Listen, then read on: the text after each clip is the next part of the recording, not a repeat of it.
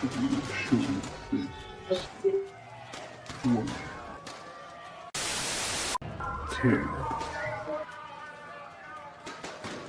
War.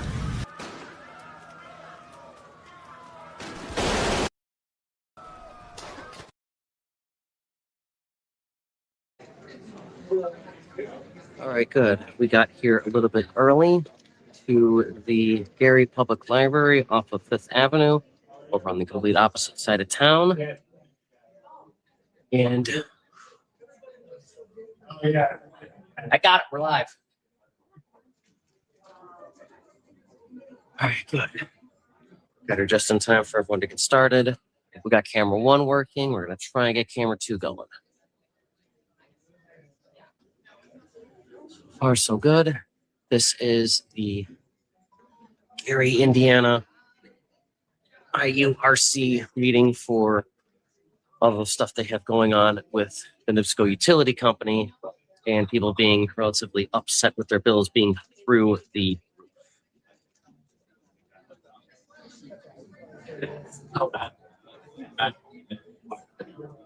and especially since they're so close.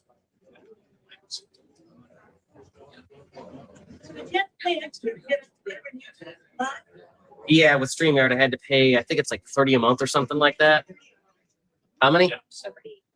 $40 a month.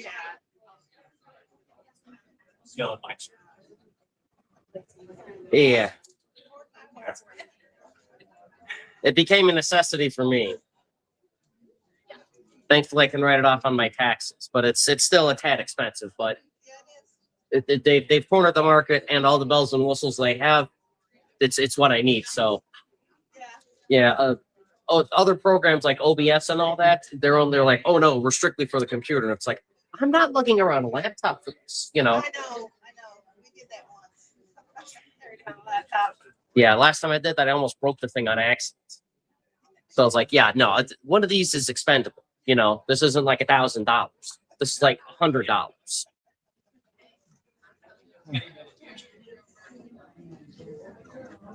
That's great.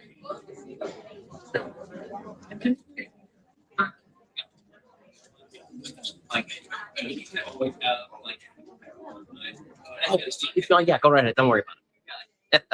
You're not interrupting anything. It's fine.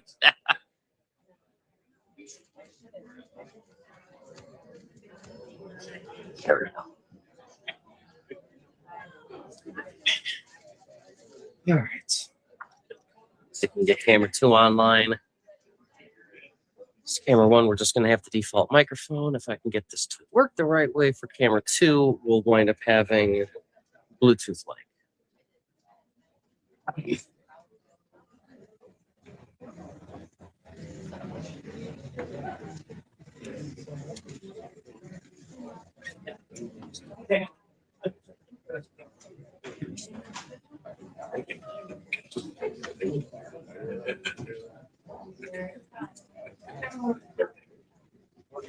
I beat you guys to setting up.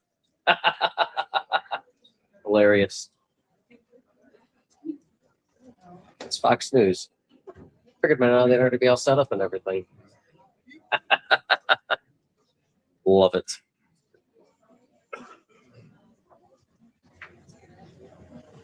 The grandfather got a kick out of that. Good evening, welcome all out. Glenn, and we'll get going here in about 1 minute.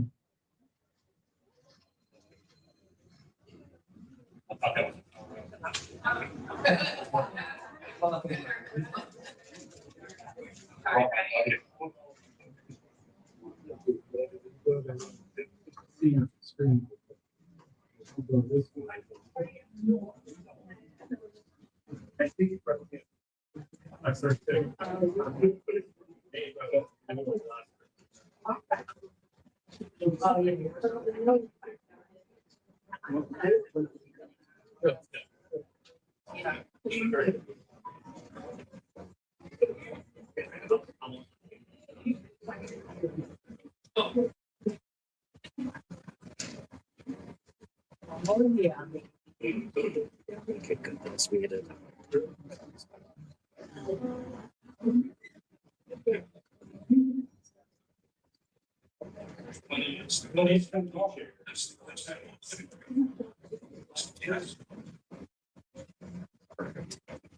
Just like church, plenty of room in the front row. Pass the basket twice. Emily, are you doing the slides? Oh. Just for the slide.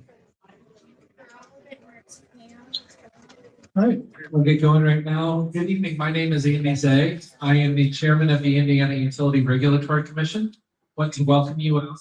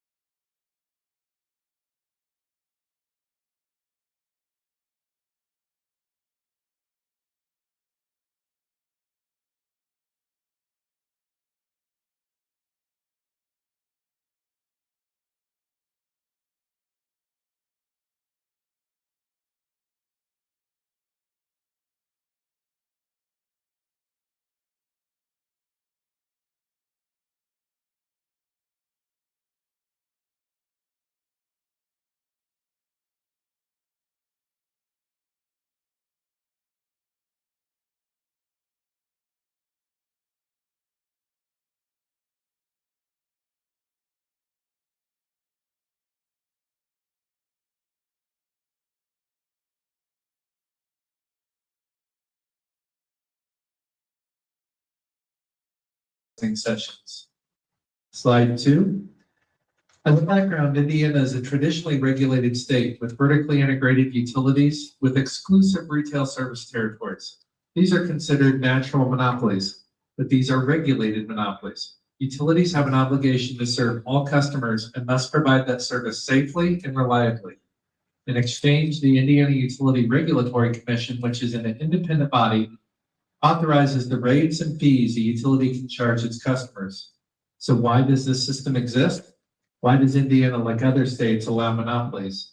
Because generating and delivering power requires a lot of investment. It requires investment in power plants, transmission lines, distribution lines, substations, and many other functions that all need constant maintenance. At some point, it's inefficient, cost prohibitive for multiple companies to compete in these same areas. Slide 3, please. You can find pictures of this online. I've included a few examples here of what distribution systems look like in the early 1900s. There were poles and wires everywhere. So that's why this system is set up this way. Our role within that system is to evaluate the evidence in each case to ensure that the utilities are making prudent decisions as they meet their obligation to serve. Slide 4. The agency is comprised of 5 voting commissioners who are appointed by the governor, and a dedicated team of professionals of about 75 staff members. These staff members spend most of their time reviewing evidence in the regulatory proceedings. Since we're talking about energy tonight, the commission has full regulatory authority, including over rates and charges of 8 electric utilities, 5 investor-owned and 3 municipal, and 17 natural gas utilities in the state of Indiana. Also, we don't regulate holding companies. We only regulate the actual utilities providing the service. Slide 5, please. More information.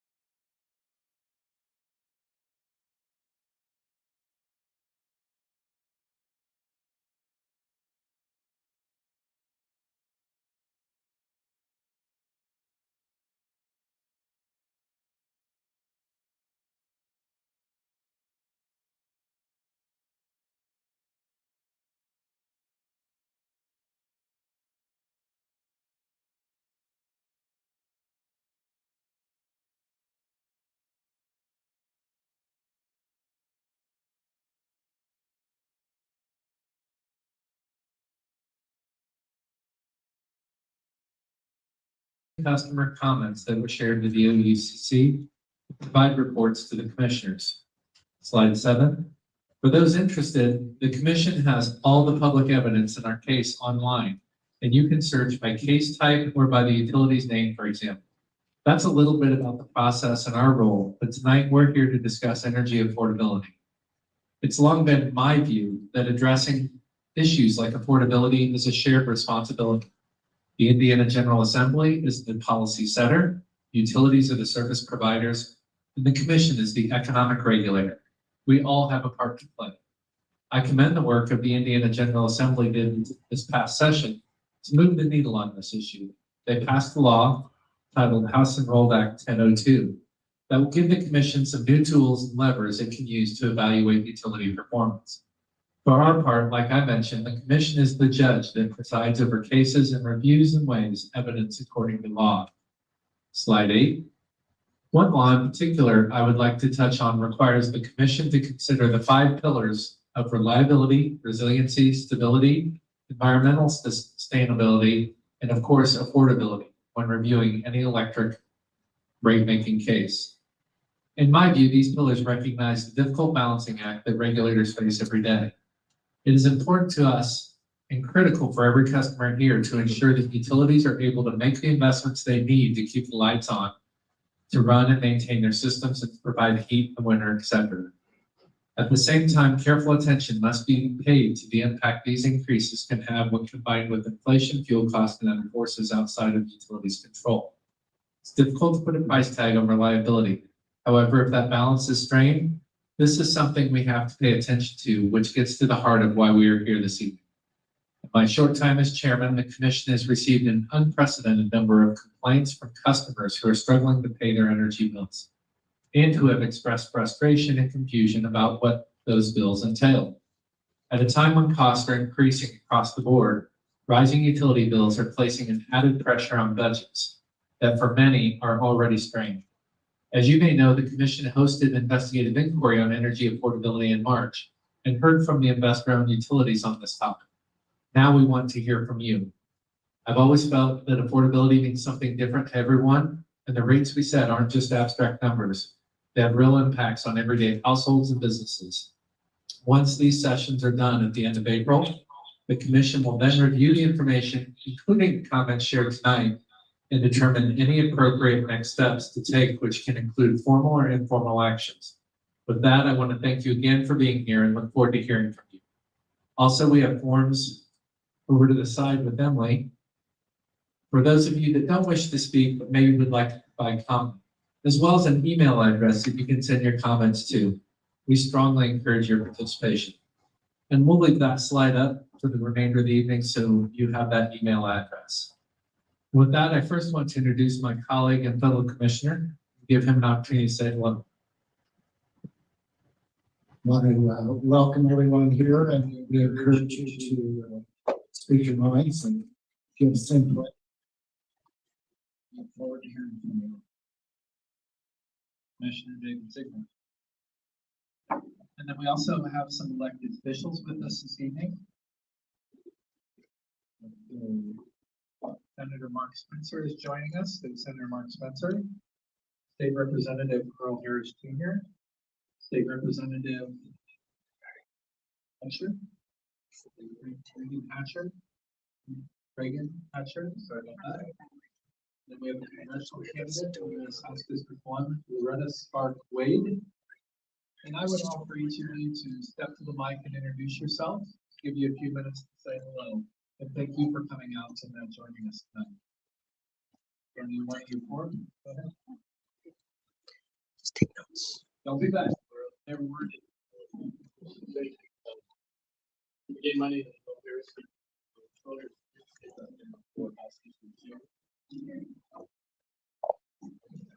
As one test here. All right, sorry. Again, my name is State Representative Earl Harris Jr. State Representative here, just Indiana. That includes East Chicago, Hammond, and the city we are United Gary, Indiana. Introduction.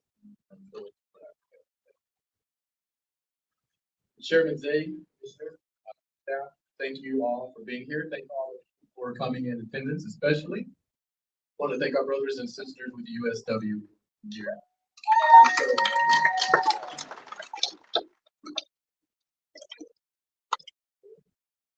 As all of us know, the cost of living continues to be on the uprise. So many issues. Some expenses can be delayed to save money. A new smartphone, new clothes, but utilities are different. Utilities are not a luxury, they are a necessity. Families across Indiana have experienced large and unexpected increases in their utilities. For many, these increases have forced impossible choices in keeping the heat on, buying groceries, purchasing medication, or meeting other household needs. Winter coats, hats, gloves, and scarves are meant to keep people warm outside of their homes.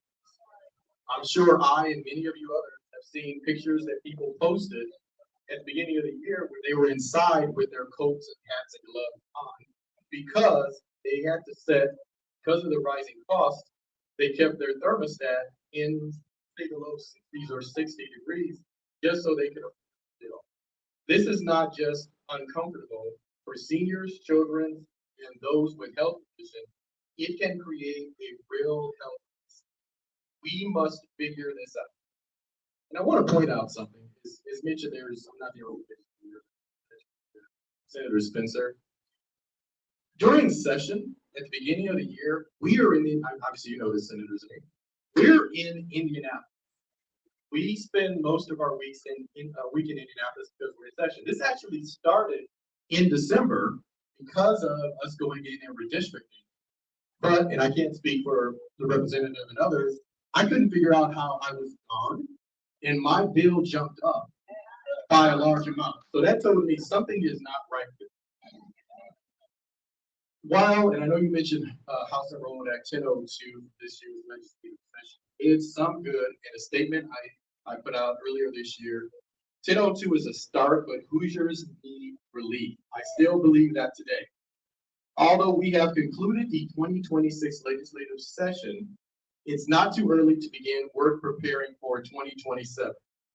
This means researching and developing ideas and legislation that ease the pain of the rising utility costs for the people we serve.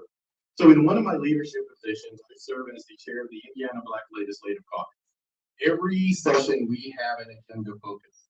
So we'll put it more in concrete, but when we're talking about focusing, in fact, I was sitting in my car, we're having a Zoom meeting before coming in, is to focus on utilities for 2027 because we know these costs have caused so much damage. Some of the things, hopefully, just as legislators and you guys, you gentlemen, as commissioners can work on, a temporary moratorium on rate increases, short income sales tax exemptions, especially during the heaviest winter use months. As a reminder, and I don't really need to remind you because you live here, we had minus 15 degrees, I believe, during winter earlier this year. And I believe the wind chill hit something like minus 30. So a short term, even during the heavy winter use for sales tax would provide a little bit of relief. Tools that allow families to better monitor and manage their energy usage so people can see where they are would be very useful. Reforming excessive tracker charges, expanding large-scale home weatherization and energy-efficient programs. Why can't we help us? Why can't there be help provided so that you can seal up things in your house, make your home a little bit more energy efficient? So yes, even if you don't put the temperature up as high, you still won't freeze because the cold air, the drafts will be taken care of, other energy efficient uses in place. So these are just a few ideas and starting points. There's much more we must do to ensure utility service remains affordable, reliable, and fair for every Hoosier family. I do want to thank again all of you here for the time for coming in. Thank you, commissioners, for making the trip here to Northwest Indiana. My hope is, and I'm looking forward to working with you in the future this year and as we walk into the 2027, provide additional help and support for all Hoosiers in the state of Indiana. Thank you.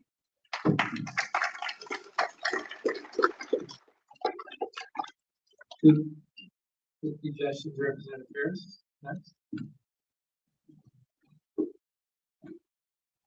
Good evening, everyone. To Chairman Zay and Commissioner Ziegler, my name is Parks May. and I am a candidate for U.S. Representative for Congressional District 1, which covers Lake, Porter, and a portion of the Porter counties.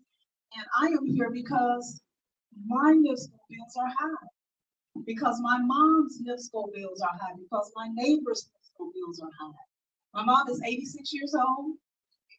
She is on a fixed income, and her NIPSCO bill doubled. And this is not because she used more energy. It's because the delivery fees were so extremely high, as was mine and yours and everybody in this room. And it's difficult when you have an elderly mother who lives in her own home, but she doesn't want to, it is what it is, but there is no disposable income left when your NIPSCO bill doubles, when your gas doubles in the wintertime, and when we don't even know what the electric is going to be in the summertime. But the delivery fees are killing us. And so we would like to see, there were some laws that were passed and initiated last year that we not only didn't realize the impact that they would have, but the infrastructure bills, and I don't know the numbers, I'm sure Representative Hatcher and Representative Earl Harris will be able to say what those numbers were, but they increased our fees for infrastructure, for data centers and other buildings. And from my understanding, and please correct me if I'm wrong, but that is even when the structure has not been constructed, but it's like a pre-construction loan where the charges and the fees are passed on to the consumer, even if that structure is not built. And we cannot shoulder big corporations. We cannot shoulder those companies like NIPSCO and BP and all of these other companies that want us, the consumer, us middle income folk, us low income folk, to shoulder those burdens. And so we are asking, we should not have to be here tonight.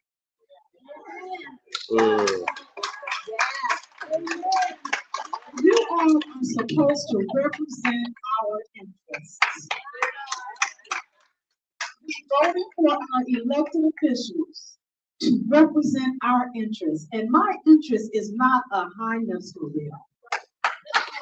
And we would appreciate, we would really appreciate if this time when you're listening, you actually listen with the compassion that you need to make a decision that positively affects us.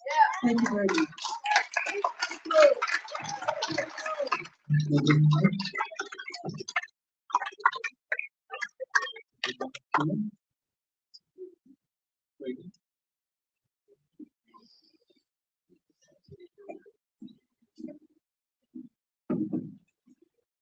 Hello. Hi, everyone. I'm Reagan Hatcher, District 3 State Representative.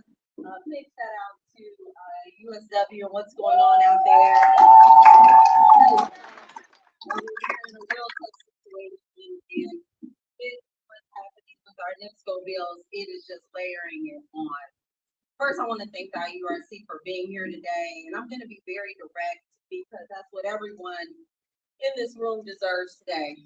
In Northwest Indiana, NIPSCO bills are going up, they're doubling, and for some families, even higher than that. I'm hearing it every day from seniors, from working families, from people just doing everything right who still cannot keep up. They're being forced into choices that no one should have to make.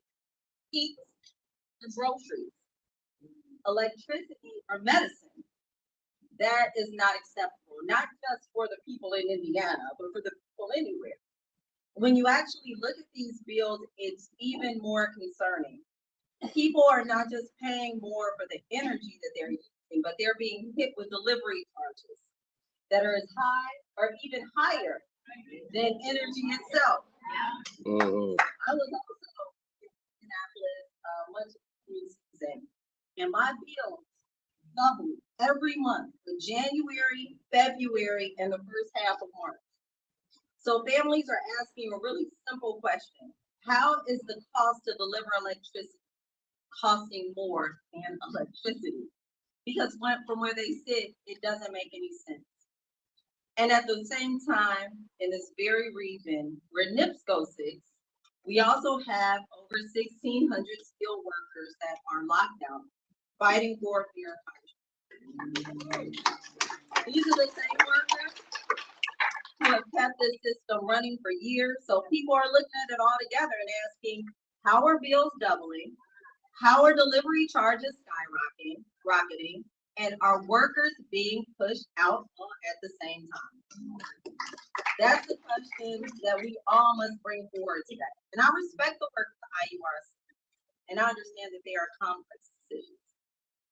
But the outcome we are seeing right now is putting people in harm.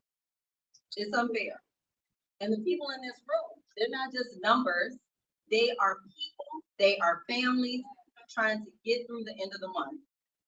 They need relief, they need answers, and they need to understand and know that their voices are being heard. Thank you.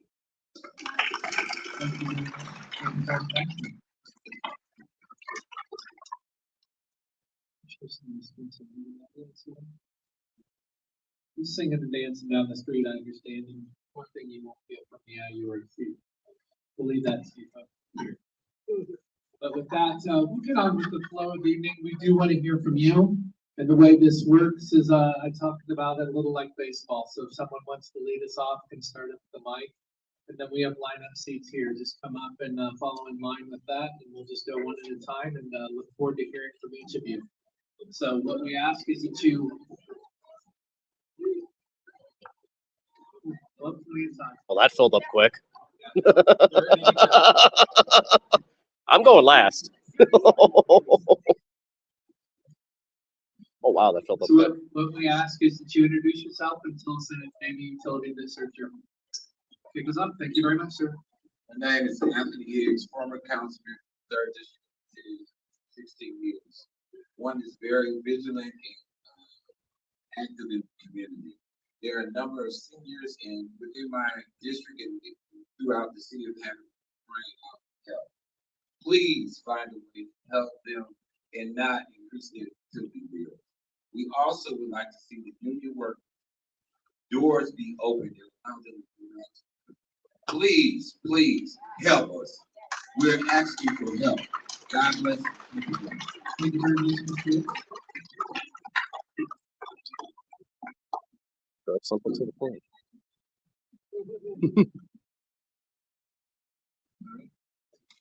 My name is Grace DeFoya, and NIPSCO services me. I live here in Gary.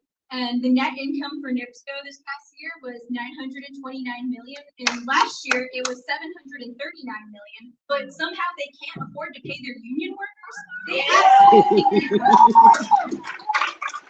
infrastructure costs was usually around $1 billion in 2024, but this year it jumped to $7 billion thanks to the data centers.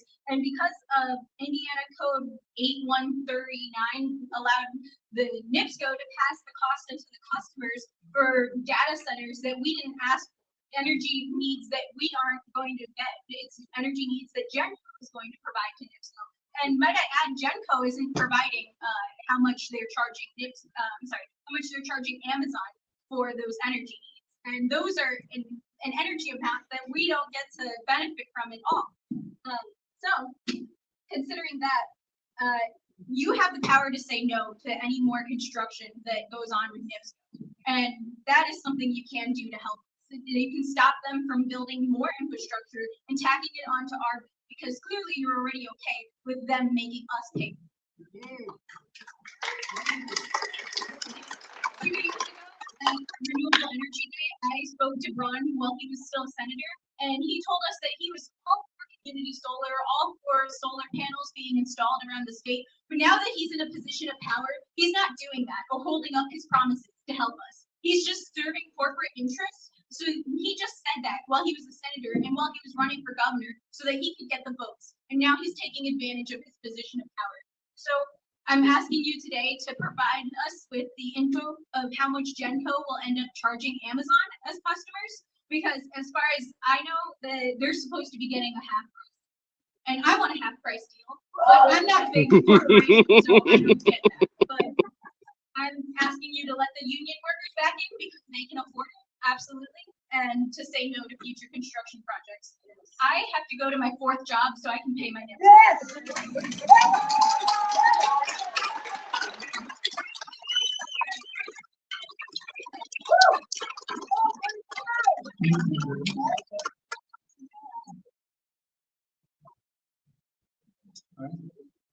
Mike, you can't do my name. Hi, Mike, thanks for coming up. I was here in this room, I think maybe a year ago, a water company. Working with the, I think it was the Utility Regulatory Commission. I'm not a believer in coincidence.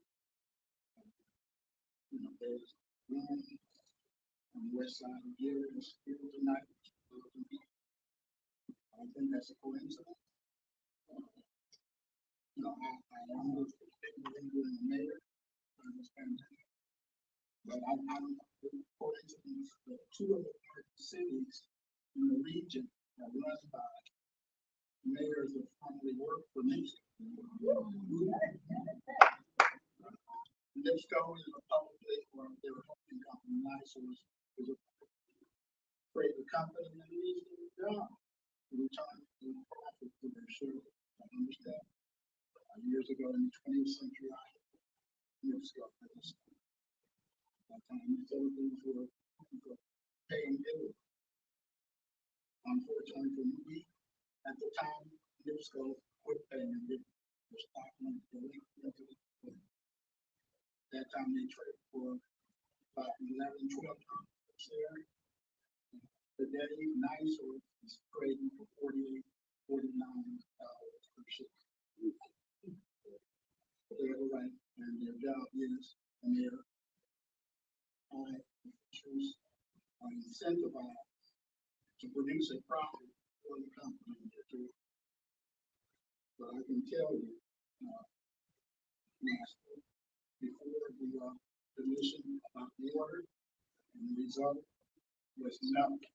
And I can tell you with all due respect, I expect you all in the immediate and short term to do nothing. So, our state leaders and our national leaders will tell you that, you know, they of course believe in this country and who doesn't. But they would tell you that we should be using possibly in the 18th century, in the 19th century, and the 20th century to continue to use in the 21st century. I tell you they're religious, they believe in God. Well, I'll submit anybody believes in God. You know, atheists in a so believe in God. But I love that quote. God has given us wind, He's given us the sun. We in the state of Indiana and our national officials will tell you don't need them, but they believe in God.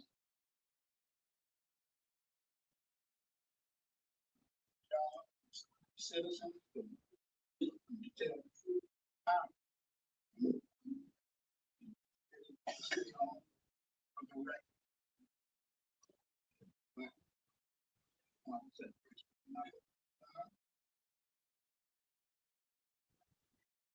Short, you know, power and energy is needed all over Britain, in the UK. Americans, you know, we flip on the switch, we want power. We go to the thermostat, when do we want it? Where do we want it? Now. But nothing in this country without power or violence and at some point in time, I hope it doesn't happen, but at some point in time, it's gonna happen. So wins, governor is not president.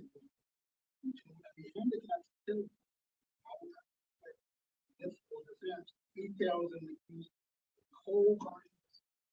They were getting ready to close the man. Now, if that makes sense to somebody. Change came to America. And Americans and all, now and decided we want to come. And so now we ask. I ask people I know, how is that working out? Not working out for me. But I wasn't even intended either. I will tell you, I 2 billing periods ago, I was using 100 plus kilowatts per hour in power and over 100 tons of gas. And for the same time period, we just do it. And all the scientists do, and we all know there's a plan because we want. All right.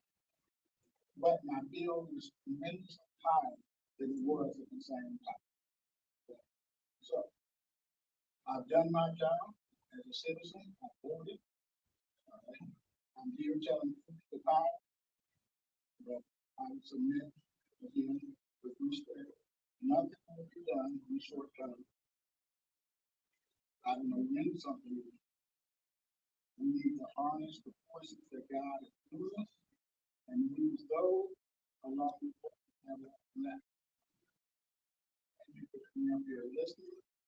And those that, well, like a man from Britain once said that he was good money. I mean, half American. You can always count on Americans to do the right thing after they tried everything.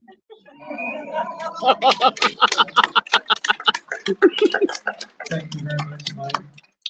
That is funny. Mike, not for debate, but just to clarify, the grid right now is using 28% of our energy is coming from wind, solar. So other utilities are already invested in these mains.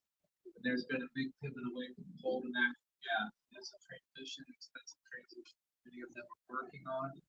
And also, I should state on behalf of the Utility Regulatory Commission, and my goals as chairman is to come up with some short-term recommendations that are for everyone. As I stated in my opening line, it's going to be us. I'm going to be asking of Senator Spencer, Representative Harris, Representative Hatcher, the legislature, and the utilities to collaborate around some of these ideas moving forward. And I have 2 goals, well, 3 goals, honestly. One was to inform you of who we are as the IURC and can do, which is what I tried to open up with tonight to give you some explanation of how the IURC functions. The second is to have some short-term goals, and that, in my mind, is 3 to 6 months. So coming out of this, within 45 to 60 days, we will have recommendations we will recommend back to the public. That will be an internal reflection, how we operate the IURC, what we can do differently, and what short-term goals we can take on, what we can suggest to the legislature, what we can suggest the governor, and certainly what we can suggest to utilities. And then third of all is a long-term vision. And that's really how we're going to carry ourselves as a commission over many years, what the utility industry will look like, and really digging into what the heart of 1002 and the impact of doing that right, not just accepting what other states have done, but learning from lessons that other states, that we can implement that in the most effective way on behalf of the ratepayers and still making sure those lights come on. But Mike, I do appreciate your testimony. I appreciate you coming out. For my part, I do want to make a difference and I do want to make sure things come out. I didn't take this job to just come out here and listen to you tonight. Yes, I want to listen to you, but I'm coming up with action steps to try and make a difference. So I'm going to be leaning on the buddy top here to do that as well. We're going to interrupt the roll here. We're going to jump in with Senator Mark Spencer to say, well, please go ahead.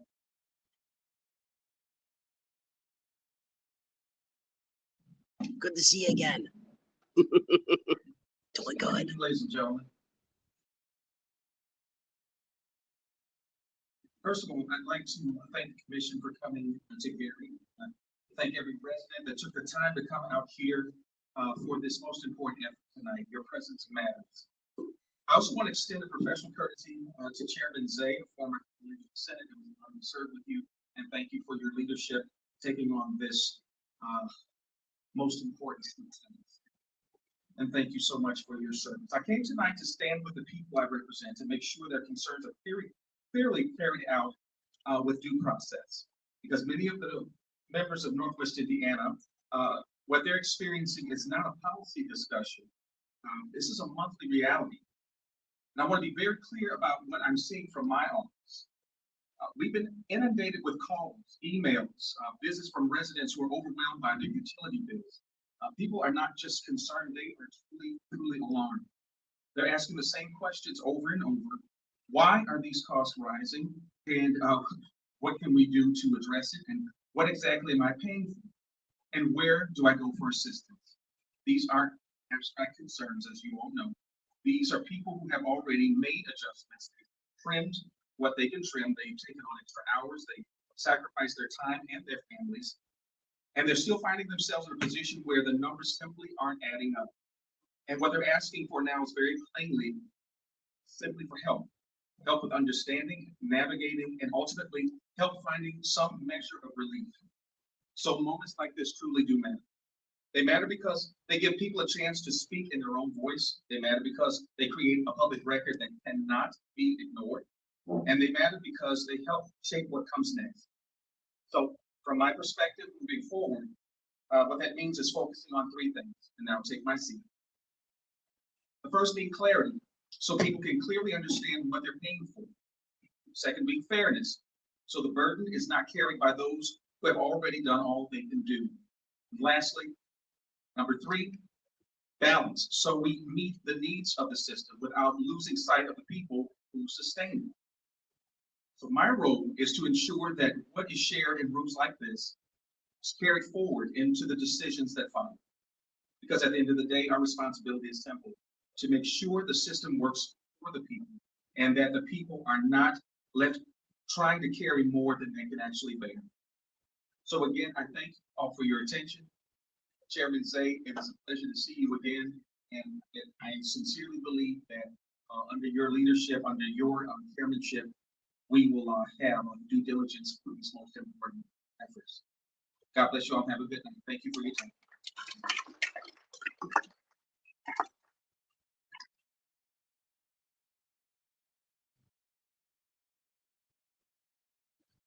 Thank you. Please introduce yourself. If you would tell us your searcher. Good evening, everyone. My name is Carolyn McCready, and I've been a resident of Gary since 1974. I have been active in consumer advocacy since the 1980s, and I have yet to see such an outrageous electric rate hike proposal proffered by NIPSCO as the one that brings us on here tonight. This is my testimony that I gave on December 5th, 2024. First of all, NIPSCO electric customers are already paying the highest electric rates in the state of Indiana, but the stockholders just cannot get enough money to make them happy.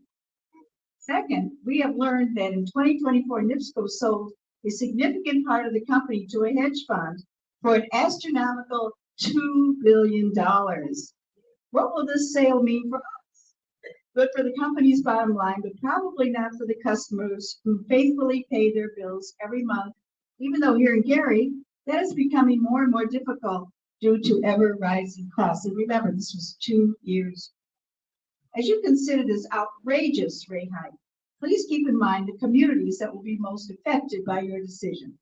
Gary, Indiana has the highest unemployment rate in the state, the highest poverty rate, and the lowest median income household. And household income, only half of what the average Indiana household brings in. This request is crazy because NIPSCO already has the highest profit margin of all electric utilities in the state, but now they want more.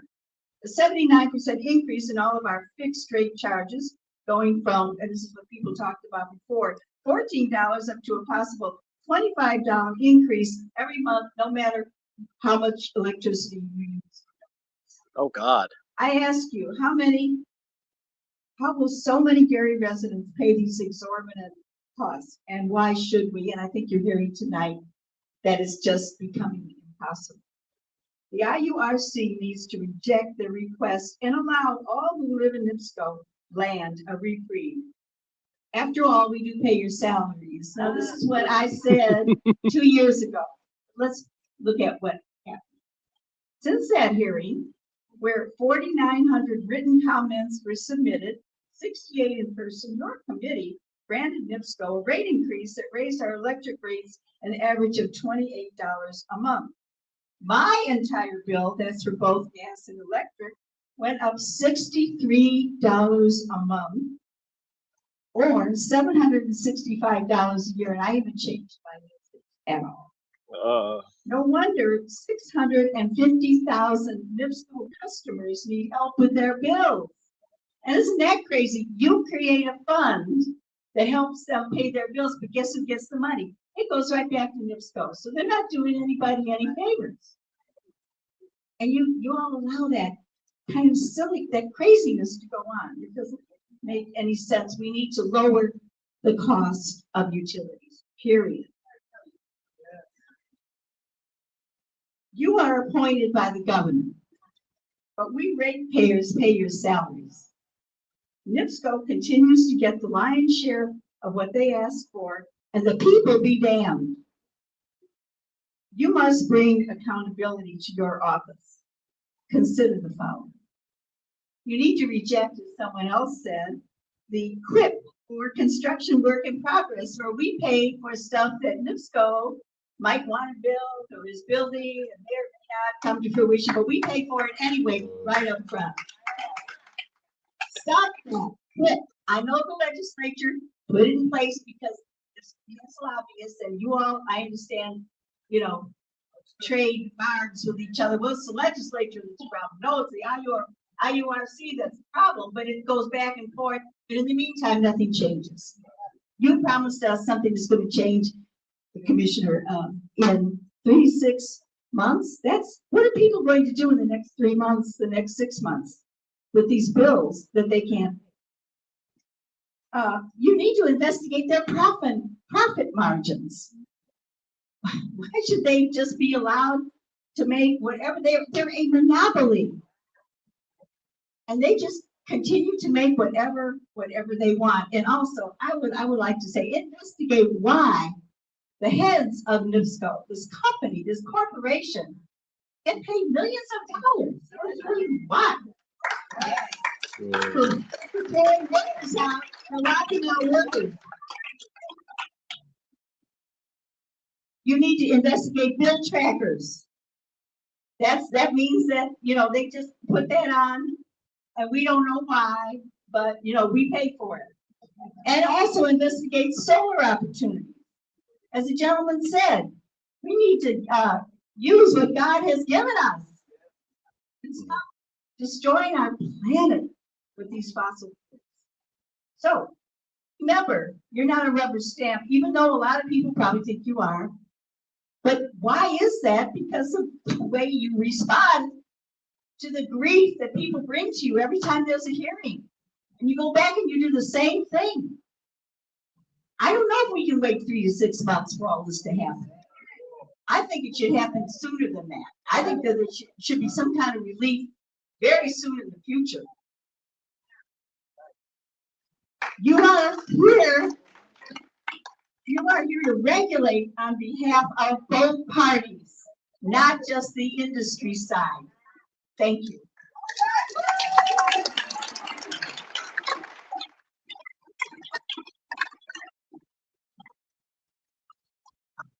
Thank you, Carol. Hi, my name is Cynthia. My service provider. I have 3 years worth of bills sitting here in front of us. In 23, I delivered yours out. Today, when I called last month, one of the agents that I spoke to told me to turn down my heat. My bill would go down. And I told her I saved up. I bought an 80% new furnace and a new AC unit. It should have gone down, and I was excited to see my bills. Guess what? They continue to increase. So I called, and I spent a half an hour on the phone with the representative from NIPSCO. She sent me this form, which explains the delivery charges, which are really highly competitive. So everyone gets a charge of $16.50. That's the base rate, right? Everyone gets $16.50. Yeah. Then it's based on your terms, how much they charge you, and that, that kind of can bounce around. And then the commodity variance charge, which is not itemized gas cost charge. It's really good explain it to me, or I really could understand that. Also, we pay for bad debt. Isn't that the cost of doing business? Why are we paying for, I know it's only 19 cents on my bill, but 19 cents plus all these others. And then the universal service right, which is low income. I have no problem with that. Then there's an adjustment, which is regulated by Fed. And then I actually got an adjustment of 8 cents back. Whoa, don't know what that was for. But there is a weather adjustment between October and May, which I was very curious about. So the way it was described to me is this weather adjustment charge. It'll change whether the temperatures are colder or hotter than normal. I've never seen a credit on my bill, but I've always seen a charge on my bill. Now, I've been told to turn down my heat to save money. I'm on a fixed budget. I speak for 3 union customers. One is a 90% disabled veteran. I was told not to come here today because my voice is just going to be. Ow. The increases, my anger today is masked. It's not anger, it's out. I came here from Illinois 8 years ago. The supermajority of Republicans is disgusting. You guys are supposed to be an independent body that is supposed to support and look at the best interest of the people around you. I think everyone in this state on May 1st should boycott everything that's not. I think, again, I'm just a blue collar person. I think every union in this state should go on strike. I think they should stand in union solidarity with all the other union members that are being locked out.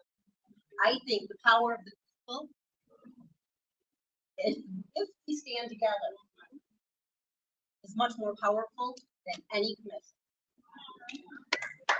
But yet, if I turn off my power, I'm still gonna get that charge. That's not fair to me.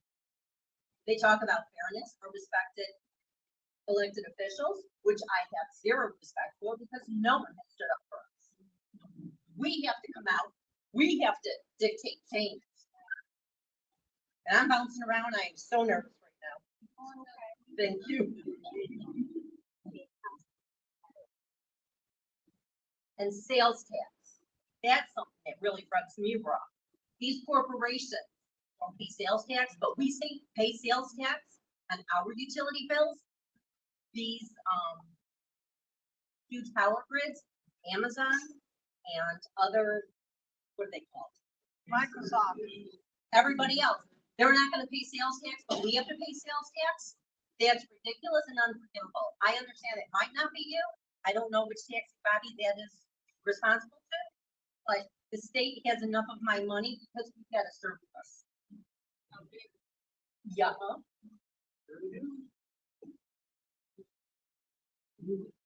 That's all I got. And again, I'm not running for anything. And even if I'm up, I might be running for this seat.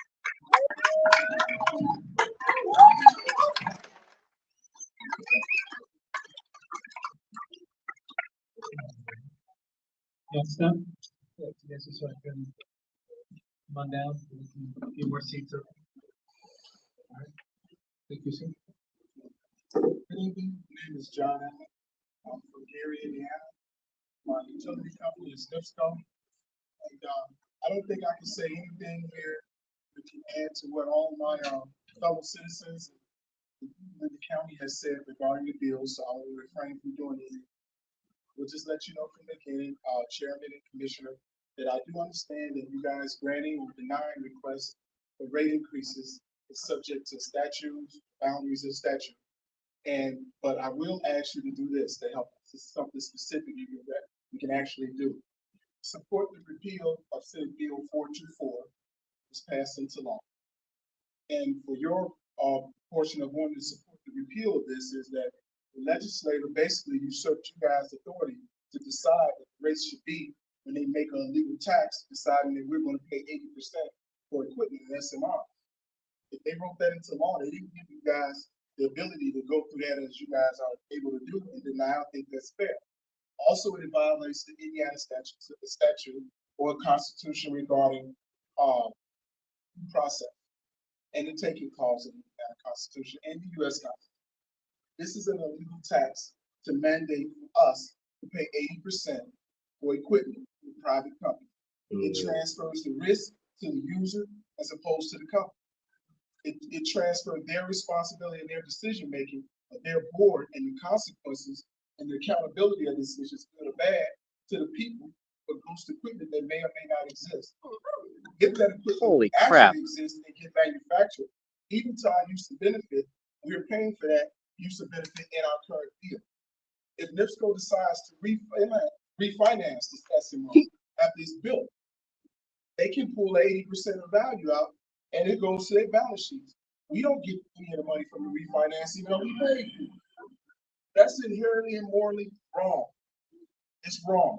And this is not something I'm just pulling out of my hat. The Indiana Supreme Court has already explained the difference between fees and taxes. And you can code it in something else, but it can still be a tax. It's a tax because if I go through my NIPSCO bill and I'm billed for the 20% for the SMR, the small modular reactor, to help power the data center, and I decide not to pay that portion of my bill, I can be punished just like not paying my property tax because my utilities will be cut off, even though I paid for everything else. And it'll be cut off under the statute that was created from Senate Bill 424. Therefore, it's an illegal tax because it can be enforced. It has enforcement mechanisms. Holy shit. That being said, I ask you guys to join us in our class action suit, file an amnesty brief, and support the repeal of Senate Bill 424. Thank you.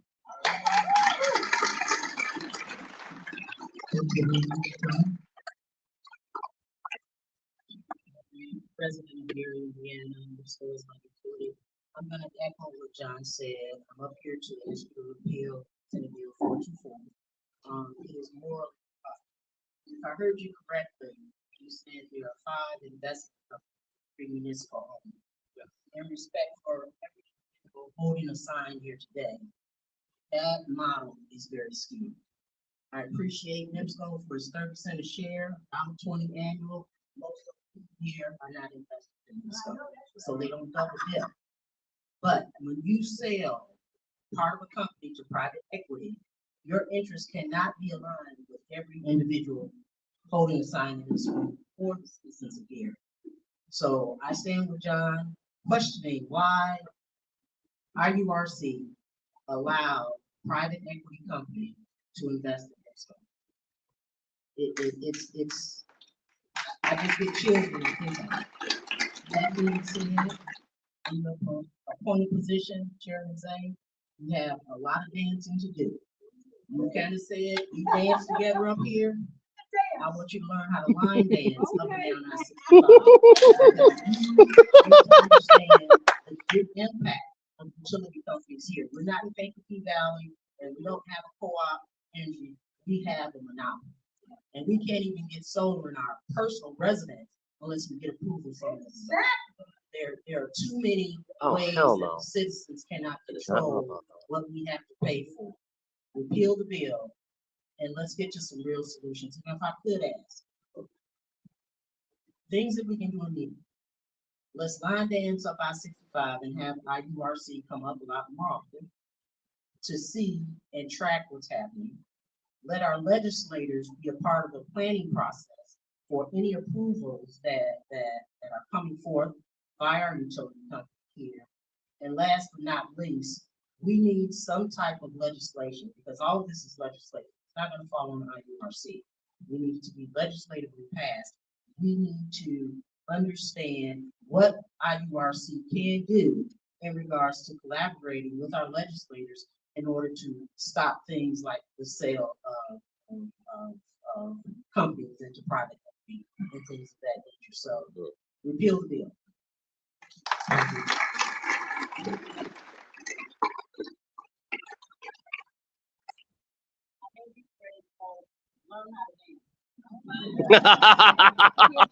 By the looks of things, I'll be here a while. Come on back and teach you a few things.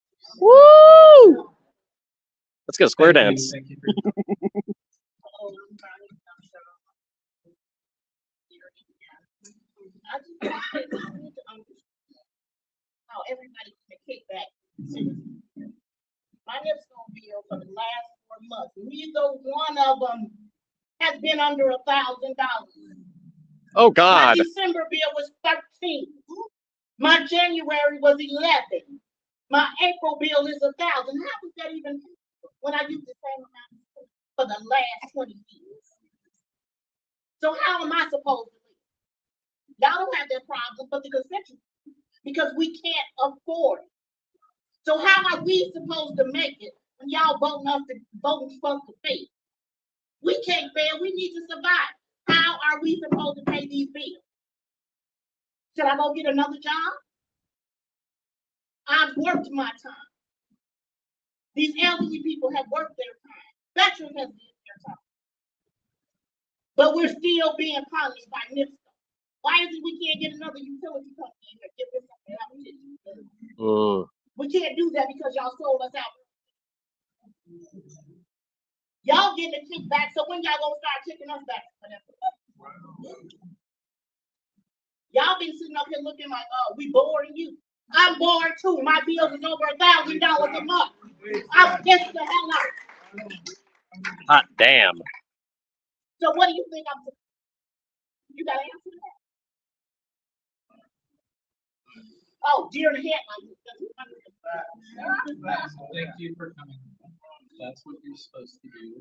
And because the people, why we are here. You're giving us short-term fixes. We need long-term goals. Short-term ain't gonna help us. And y'all was so nice. Y'all gave us the May 15th, so I can feel it. Y'all are so bad.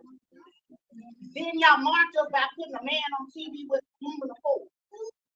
Well, so what are y'all doing? That was y'all commercial in the winter month. So you marking us and sending us to the poorhouse. It was a NIPSCO commercial. No, you don't. Yeah. It was a NIPSCO commercial. So how are we supposed to survive? What is y'all solution? Y'all keep saying short term, we been thinking about it. You think about what you do. What are you doing? Your thinking is not doing. When you gonna start working for us? We voted y'all in here, and now it's time for y'all to get the hell up out of here. Because y'all ain't doing nothing for us.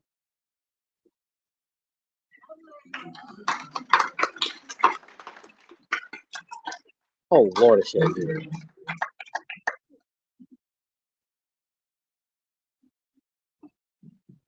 Good evening. Thank you all for coming and listening. Can you hear me? Okay, my name is Naomi Potts. I live in Gary, Indiana, and I have several. The first thing, why is this allowed to be a monopoly? Why don't we have any competition for utility service? Because NIPSCO is using us as a blank check. They can charge us the fees, they can hide it. There's no breakdown on our bill to show me a detail of you're paying for X, A, B, C. They don't do that. They just lump it all together. Here's the key. What's in this? When I go buy a car, when I go buy a house, they have to show me what is the bottom line. How much am I willing to take from? Can I afford? Right now, can't nobody afford NIPSCO, but where can you go? You can't pay the bill, you know. You have service, you know. There is no option. People are struggling. So I have questions for you. In the past 10 years, NIPSCO has raised rates, thanks to the one before the board, 3 times. 2019, 2023, 2025. Electric rate, the last rate increase was 16.7%. Gas in 2022 was permitted at 17%. The infrastructure improvement increased fixed monthly. We have small and large coal plants that we are paying for, thanks to the President of the United States of America to tell NIPSCO to keep them 2 plants going. Can you tell me how much it costs for them plants to run? I'll tell you. The larger plant, they're spending $174,000 a day to run it. The smaller one, $21,000. They burning coal. You burning coal. I'm not seeing the benefit on my bill. I'm paying for it because that goes back to the NIPSCO client. That's not fair. How many times have you had power outage? Let me tell you, I work for the Indiana Division of Family Social Services, the welfare office, Medicaid office, call it what you want. Every time the power is out more than 4 hours, those who want food stamps, they can get replacement for that food that may have gone bad. I work for the state. I have to pay for my own food. You know how to replace my food? I have to pay for that. When my service is out and I live in Milton, which is more and more common to have outages. Can't explain it. I don't get a tax credit. Nothing shows on my bill. I'm paying the same amount. Why is I'm not getting anything back? We're paying it. You're saying I received 30 days worth of service, but you didn't count how many hours of service that was it out for 4 hours, 2 hours, 24 hours, 36 hours. Did I get a break in my bill? Oh my God. These are the kind of questions I want. I want somebody to have accountability. There seems to be no accountability for NIPSCO. This is just a blank check that you can come in here, you can pass all these fees down to me, and you don't have to tell me what these fees are, how long I'm gonna pay for it. When you start with this infrastructure and you build these things, who's paying for it? We are. I don't know how much a pole costs. I don't know how much a fire costs. How long should I be paying that? Nobody's answering that question. I'm just trying to get some answers. I go to work every day, just like most average Americans, work hard, working overtime, and still got this ugly NIPSCO who staring me in the face. So now I have to figure out, not finna get paid. But you gonna have to borrow from Peter to pay Paul to pay something on this bill. There is no relief for us. We're just asking for accountability, honesty, integrity seems to go out the window. I have no respect at all for NIPSCO. None. It's about to be that way for the people we vote for. Why? I'm voting for you. I can hear from you when it's time to vote. After that, when you vote. Are you listening? Are you concerned? I'm concerned. I got to figure out, am I gonna pay NIPSCO today? We gonna buy some food? Do my grandkids get what they need because I'm helping them? Where's the balance? Where is the balance? There is no NIPSCO profit. NIPSCO reportedly receives close to the height in the United States. Their gross profit for 23 was $3.972 billion. Not right now, $billion. Here we are, 2024. What's big? $4.32 billion. That's a point. You can't help us. There's no help for us. 2025, $5.058 billion. I rest my case.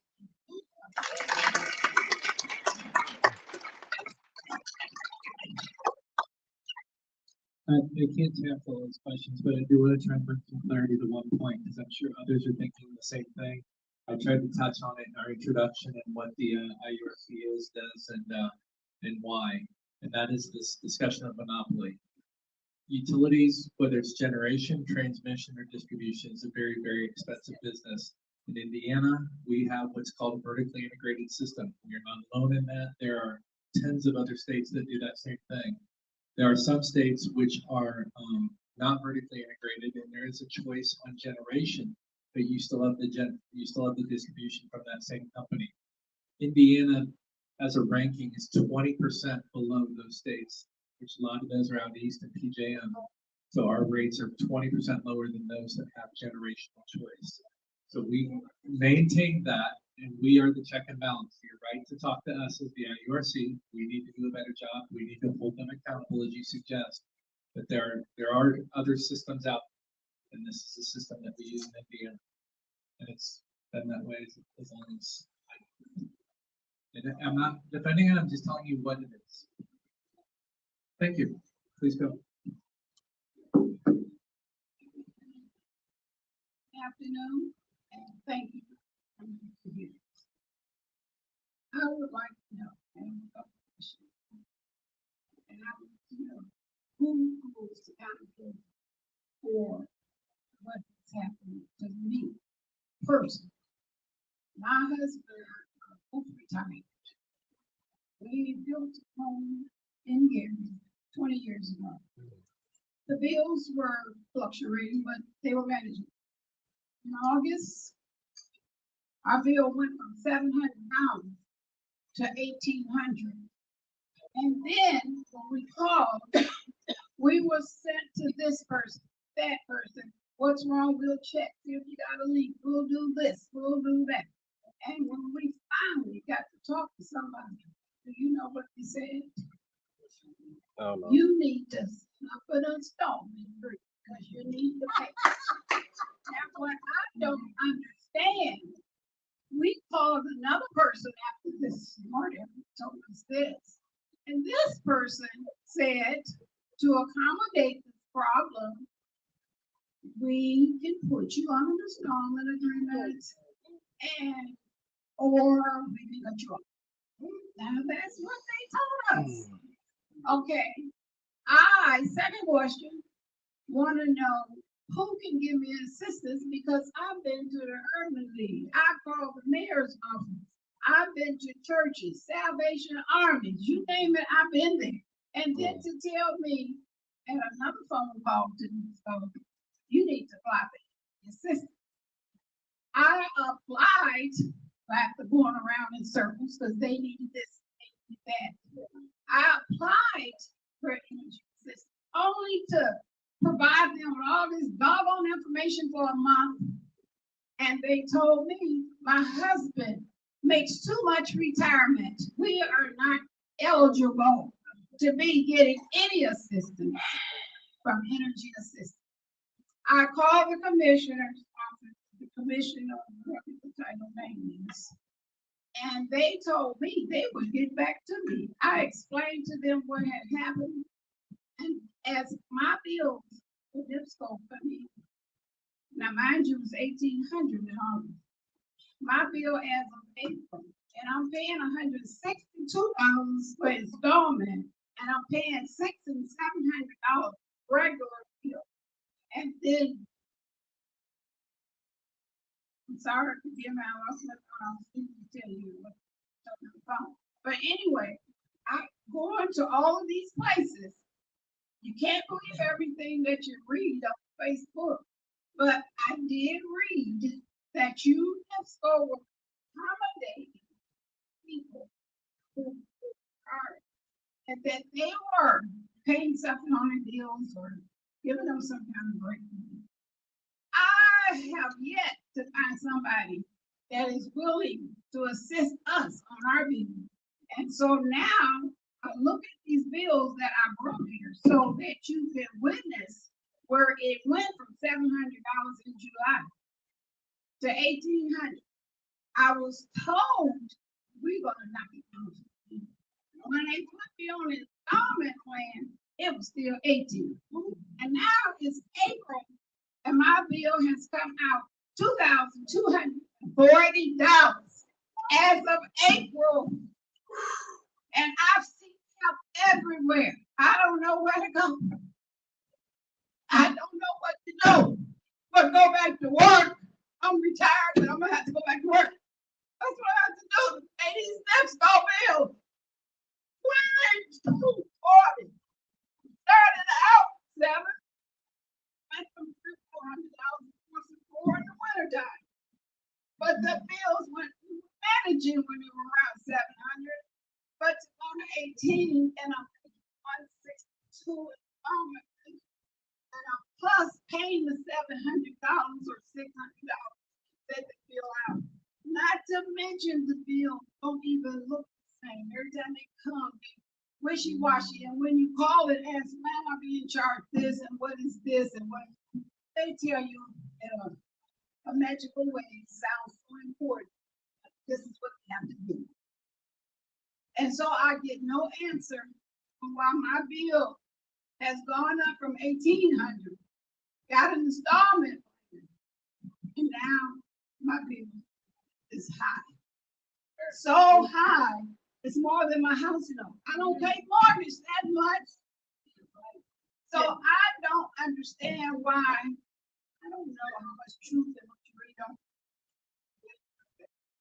But if you're helping, who you helping? Everybody you talk to is having problems with NIPSCO. Everybody's bill is high.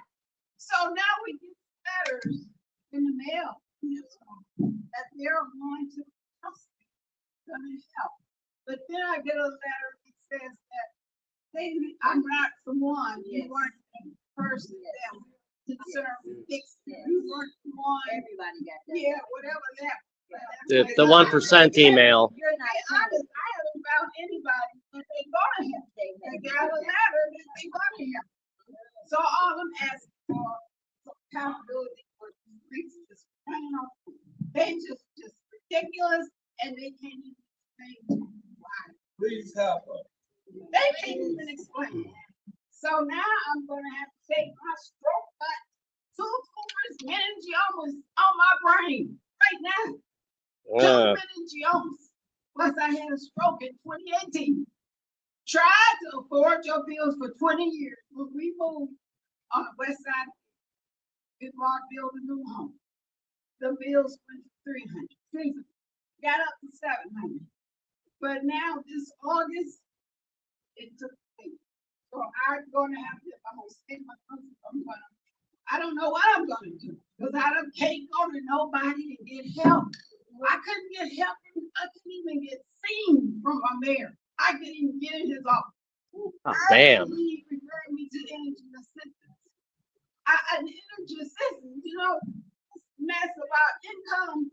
Get an income. When you got a bill that's skyrocketing and you can't explain why, it's awful. It's terrible. People, not only myself, are having to go back to work because of NIPSCO. You can't even have a peaceful retirement because my husband and I, now at our age, we need warmth, we need heat. I used to keep my thermostat. I turned my thermostat down to 72 because they doggone people that they send when they send the bill give you tips now. Tips on how to get your bill. I had to go down to 72. So So they said my bill gonna go down. Where? $2,240. Thank you.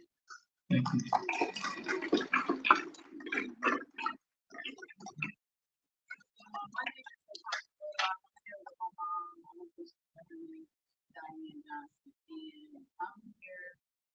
This really hard. I mean, my first here, but always, but I'm about you got me up. What? Okay, I'm sorry. What really got me upset with this for my mom is that they put her meter in backwards. Now that's their fault. What the That they hell? did that, but yet they're making her pay for that. And that installment plan that she was telling you all about, she's paying an installment plan for a meter that they put in backwards, plus her regular NIPSCO bill. That's ridiculous. That's their fault. That was their fault. So they should have rectified that. And she still haven't, when everybody got their refunds or whatever, she wasn't one of them. She didn't get nothing back. And I feel that they were just dead wrong for that. They put that meter in backwards and they should be paying her.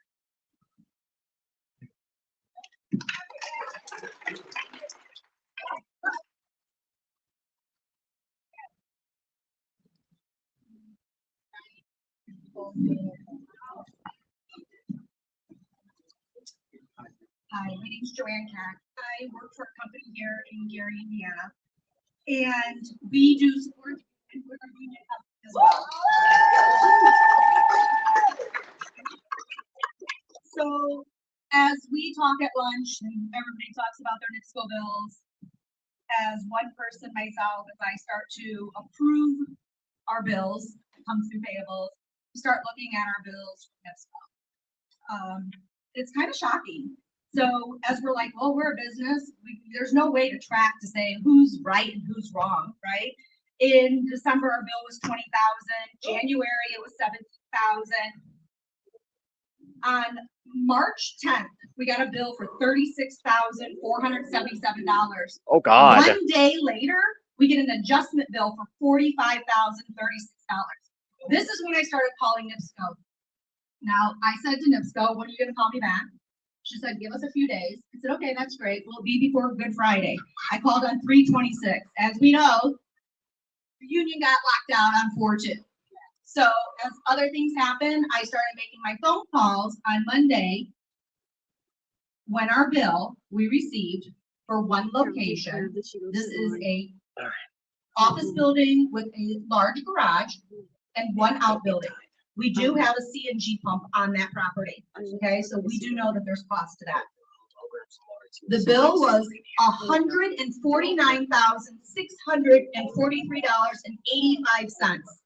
Now you tell me that when I called NIPSCO and questioned a $45,000 bill, nobody returned my call, and then they billed us for $149,000 with an adjustment. Are you ready? The adjustment was $130,284. Now everybody says, I put this on Facebook, and let me tell you, there was a 500,000 views on my personal Facebook page because of this. So if you're looking for something to read, NIPSCO is everywhere on social media. That's how I found out about this meeting. And as I sit here and I can complain about a business bill, I feel bad for all of us. I mean, my home bill is ridiculous too, $900 a month, and we keep our heat at 66. Okay, so it's a cold house all winter long. But however, when you get a bill for $149,000, there's something wrong. In addition to that, I did make a phone call, and I did receive somebody answered the phone after 3 rings. So you have management people that are doing the jobs of customer service reps and billing. We were told that there was a new billing system that has been put in place and there has been some errors. Yeah, I think there has been. So what they said to me, well, when you called on 326 and Fran, the customer service rep that got high reviews from this manager, said, I knew something happened because she would never drop the ball on this. I said, well, if you knew that there was a problem with a $45,000 bill, why would you send out another bill? Well, NIPSCO decided to run back our bills to 2024 and rebill us for 2024, 2025, and the beginning of 2026 without any phone calls? I mean, could you imagine a small business getting a bill this big? This is kind of crazy. Within the day. Yeah, they sent me an adjustment billing. You can see here.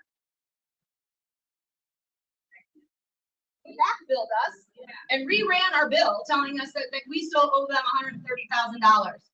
I will tell you that morning. Yeah, but look at what they did. They adjusted all these bills and said, well, our billing, we're trying to do an index and try to figure it all out. I have emails also. So that morning at 8:26 in the morning, Duke at NIPSCO replied to me as a follow-up, which I appreciate because most times you get somebody, you never know who you're going to talk to ever again, right? He said, here's my information. I will be following up. At 11 o'clock on Friday night, he emailed me back and said that he's asked his account managers, they are looking into this, okay? Last night, Sunday night at 11 o'clock at night, I get another email and says, it says, I'm not sure if this will be deleted entirely or show up as a creditor adjustment, but we have removed the $130,000. However, if you look at our NIPSCO bill, and this was one of the things that I questioned them, half of our meters get read, the other half doesn't get read. We also own a property across the street with multiple units over there. And for me to dig into those NIPSCO bills, it's going to be a treat because I've already pulled all the 2025s, 24s, and 23s bills, and we never paid $150,000 for a whole year for this property. So what's going to come of this, I don't know, but this is where I was told to come and share our concerns about what is happening in the billings. If you look at that, they charged us $9,000 for a delivery fee for gas with 0 charges for gas. What? As I look back in our previous bills, we had a delivery charge for gas at one of our locations. The delivery charge alone was $100,000. What? So again, I stand here because something needs to be done. NIPSCO's billing system needs to be audited. There's no way for the American people, besides businesses, to figure out what meters being read and what the meter usage is. We have no control to say what we use or what we don't use.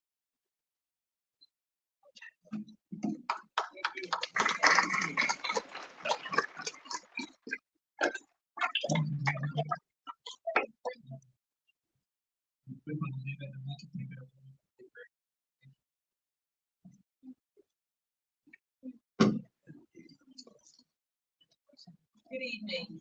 I'm glad that you're here. Your personality, I don't know if it's performance, but it's much warmer than the people that were here in 2024. Because when we went to that meeting, people didn't even look us in the eye. But I'll talk about that. But I will explain that. When we come up on a public hearing, we're on an active rate case hearing here. The reason we're doing investigative inquiry is giving us the opportunity about us. Verify the point of what we know, not in our annual that is the case with but it is or because of the nature of two different events. But I did it that way intentionally because if we wouldn't have done an investigative cause, that's something that we think 6 to 9 months. The question that came up earlier that we quit, this gives us the opportunity and an investigative cause may also be one of the results. Well, Sorry to interrupt, but I wanted to clear that. So my name is Jerry Collins, and I am here representing the Gary Branch NAACP. I just wanted to give a brief statement to underscore the urgency of doing something for residents to alleviate the financial strain. Since 2020, electric rates have increased an average of 40% in the United States, while cost of living has increased 26%. Our state of Indiana is leading the nation in terms of utility rate increases, while we are mired in a $7.25 a month, $7.25 an hour minimum wage since 2010. Our state is we're telling working mothers and fathers that we cannot add any children to the child care subsidy this year that they need so that they can go out and work and pay these outrageous NIPSCO bills. I myself keep my heat on 72 day in and day out. My bill is generally in the winter months. My bill is generally $400 to $450. My December bill, December was an extremely mild month. I don't know if you all remember that. It was very mild. I had a couple of days in December where I turned the heat off. It was that mild. My December bill was $610 in December. January was freezing cold. Y'all remember how cold January was? Hell. My January bill was $660. How in the world can that furnace run like it did in January and I have a $660 bill? And it was so mild in December, I had 600. It was ridiculous. I don't even read. This is how crazy it is. I don't even read my bill because what can I do? And I don't. And the monopoly issue is not a problem for me because if it's a monopoly, it should be regulated. It should be regulated so that we know that it's very investment intensive, capital intensive. We understand that regulatory intensive. We understand all of that. But at the same time, I look across in Michigan. Michigan people say to us, what are y'all doing over there? Paying those kind of bills you're paying.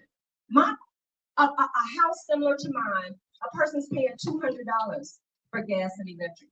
And I'm paying $6. In Illinois, their last 3 electric increases were declined because their state legislators and their regulatory commission said, ComEd, we're making enough profit. You're not going to get this one. They declined their last 3. ComEd has not packed up the state. They're still there. And I know tons of people that make great money. Like their linemen are over, they're 6 figures. So they're doing something. I do believe that we can find a happy medium, but I don't believe NIPSCO for one bit that these meters are not wrong. To tell us that 3,400 people in our whole service area, almost 850,000 people, that only 3,400 are wrong meters, that's a lie. Yeah. You send us a letter and there's no date on it, so that we can't use it for future proof or future records. You send us a date saying, well, we know some meters were wrong, but it wasn't you. There's no date. There's nothing.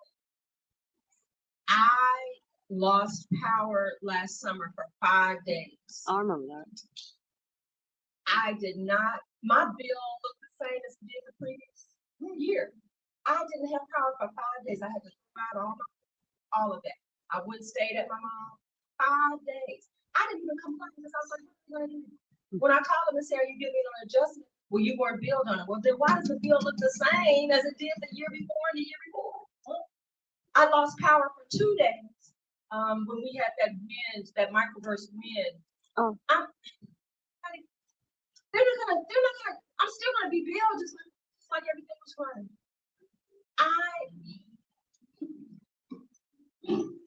Businesses are out here, I understand that they have to make money and they have to be profitable.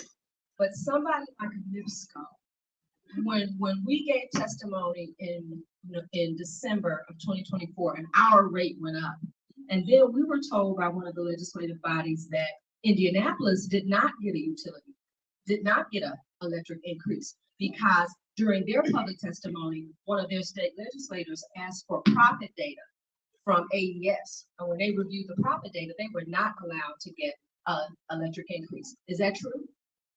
That's what we were told. That's what we were told. We were told they did not get an increase, and we're saying, but why didn't we? Yeah, well, something has got to be done.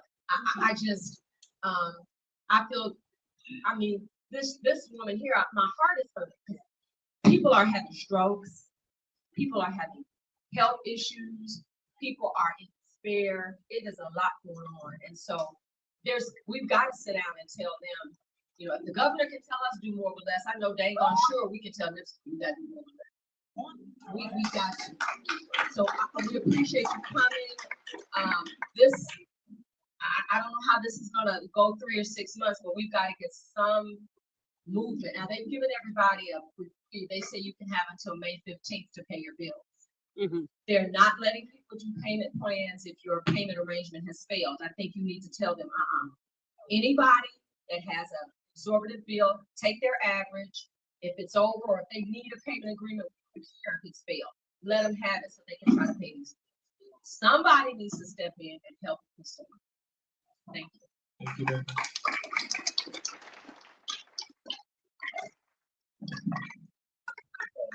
Commissioners, I'm Councilman Darren Washington of the Gary County Council. And I would like to, first of all, I want to thank you for coming this evening. And you, the two of you, the commission is pretty much the last resort. This session, our legislators, House Bill 1002, there was 13 amendments to that bill regarding the utility and having some relief. All 13 of those amendments were defeated. Our governor has done some things that not only affects house homeowners, but the NIPSCO situation makes it a little bit worse. A few years ago, Senate Bill 1 was passed regarding moderate, especially in our area, moderate homeowner relief, but it puts the onus on local and town councils to implement another local income tax. With bills being between $1,000 and $15,000 per month, asking us based on Senate Bill 1 to also add a local income tax for the burden of homeowners is inexcusable. Also, in the session before, if I'm not mistaken, it was a Senate Bill 424. And Senate Bill 424 was generally for NIPSCO's company called Genco, where it dealt with small nuclear reactors, where that bill allows NIPSCO to put that cost over on taxpayers, even if they don't finish the nuclear reactor. So local government, state government has done some things in spite of our state legislators trying to fight. There are other things outside of this bill. I remember years ago, you remember the modernization plan by NIPSCO? It was a modernization plan where they were digging up everything and everything was gonna be fine and we got taxed for that. And so I'm just asking, as the last policy board, that Indiana Utility Regulatory System that can really put some things in order. The legislature has passed many bills that are favorable towards NIPSCO. And with those in effect, along with the high NIPSCO bills, we literally are destroying the middle class. Many of our residents are not, they can't apply and they don't qualify for the EAP. They don't qualify for the bonus. The best thing they can give, this woman of God came up here and talked about her bills. And there are many seniors out here that make well over $2,000 that are not Medicaid dependent, but they can't afford $1,000 NIPSCO bill. And so when you have people, union people, I'm a member of UAW, and when we sit here and we see that bills, people are working jobs $40,000, $50,000, $60,000 a year, they don't apply. They can't get help from NIPSCO. All they're told is you can go on the payment plan, and you're making $67,000 a year. You have two people in the household making $80,000. They say, well, we can extend your lifetime, but if there's no change from the policy, that bill is just going to get bigger at the end. It's just going to be more and more. So I humbly ask that you look at this in this investigation and look at all the negative independent variables surrounding what NIPSCO is currently doing is set to get worse and is set to wipe out the middle class, because we cannot continue to afford bills that's more than mortgage, that's more than car payments, that's more than daycare, that's more than taking care of our elders. We can't afford it. And I humbly ask that you seriously look at everything. And because you're the last point of contact of being able to put some normalcy back in people's lives. Thank you for this opportunity, John. Thank you very much, Councilman. And I will say that's exactly why we're here. There is a federal program to LIU that works with those that qualify, and exactly what we've witnessed both on the complaints that have come to us and through this now being our 8th listening session. It's not poverty. It's creeping up into the middle class, and that is the problem that we're working to resolve. So thank you for your comments, and others that have commented on that, really that same thing. Please. Thank you, sir. My name's Philip Benz. I'm from Crown Point, Indiana. Started noticing a game that's being played with NIPSCO back in 2018. When you guys started allowing bills to go through to have us pay for all the plant cleanup that our NIPSCO regulatory commission to do, along with Duke Energy. So you passed that cost on us. Clean up all the and that NIPSCO felt able to take care of them for whatever reason. Why are we all having our bills increased for stuff we don't even see that whoever is in charge allowed it to happen? Coal ash cleanup, building the infrastructure for these SMRs, or doing the research on the SMRs that don't even matter. We're never even going to see that. It's just a game for them to keep making more money off of it. So I saw all these bills coming out that hurt us as individuals. I had saved a lot of money and I insulated my house. We did the wiring. I put in the most efficient appliances. I even put solar on my house. And back in 2019, it was paying off great. My electric bill was sub $100 a month. Amazing. Now, let's roll into 23 and 24, and that shit is easy, $600-800 a month.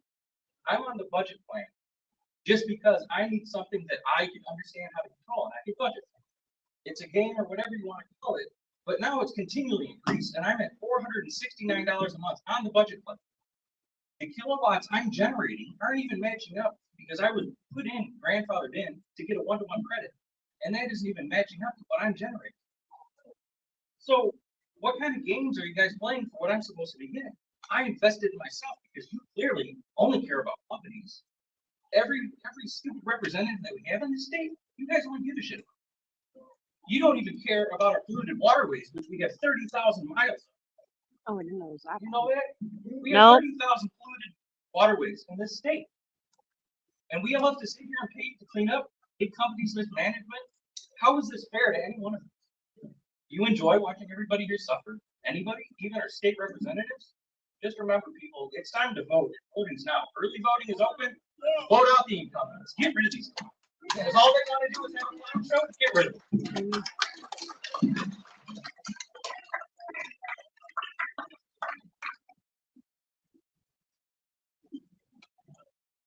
Good evening. Hello. I want to thank you for being here. But something gets done, I want to thank you for listening. Because NIPSCO,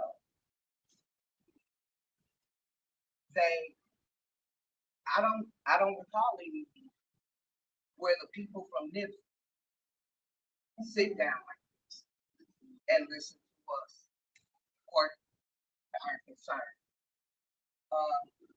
And I want to thank all of you for coming. It takes all of us to stand together for you all to understand that this isn't a game. These things that are being allowed to go, that are putting burdens on working people.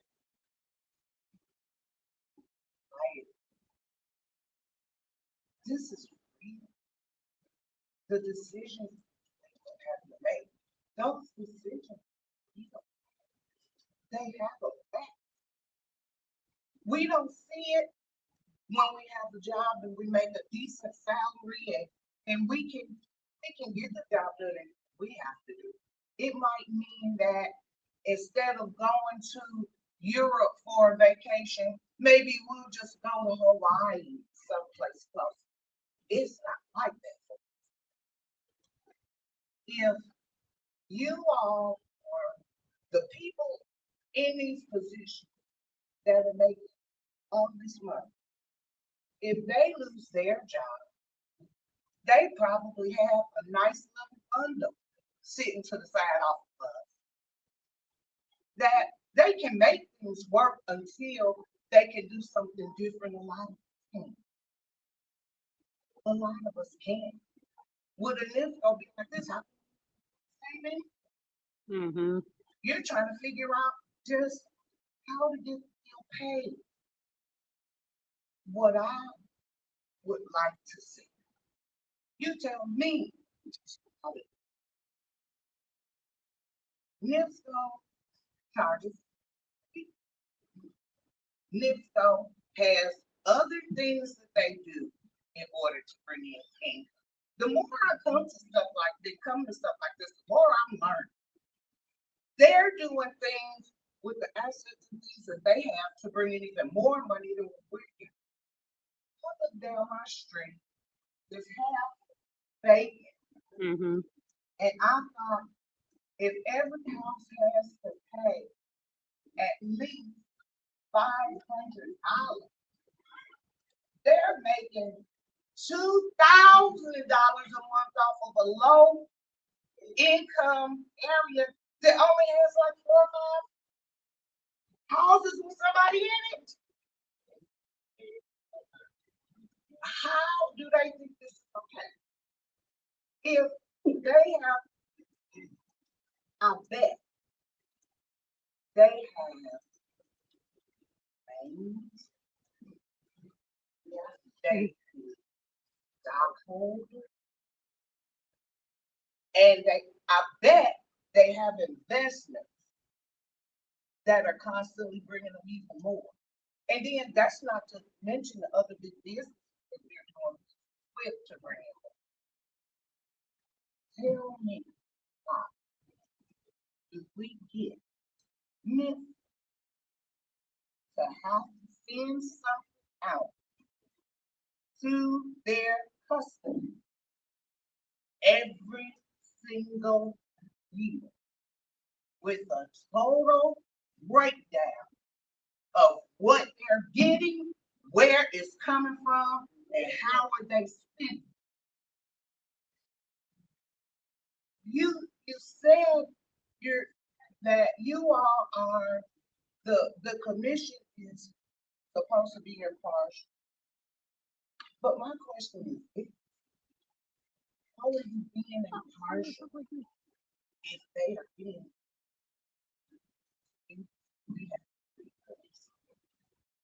How is that impartial? That sounds like pickup.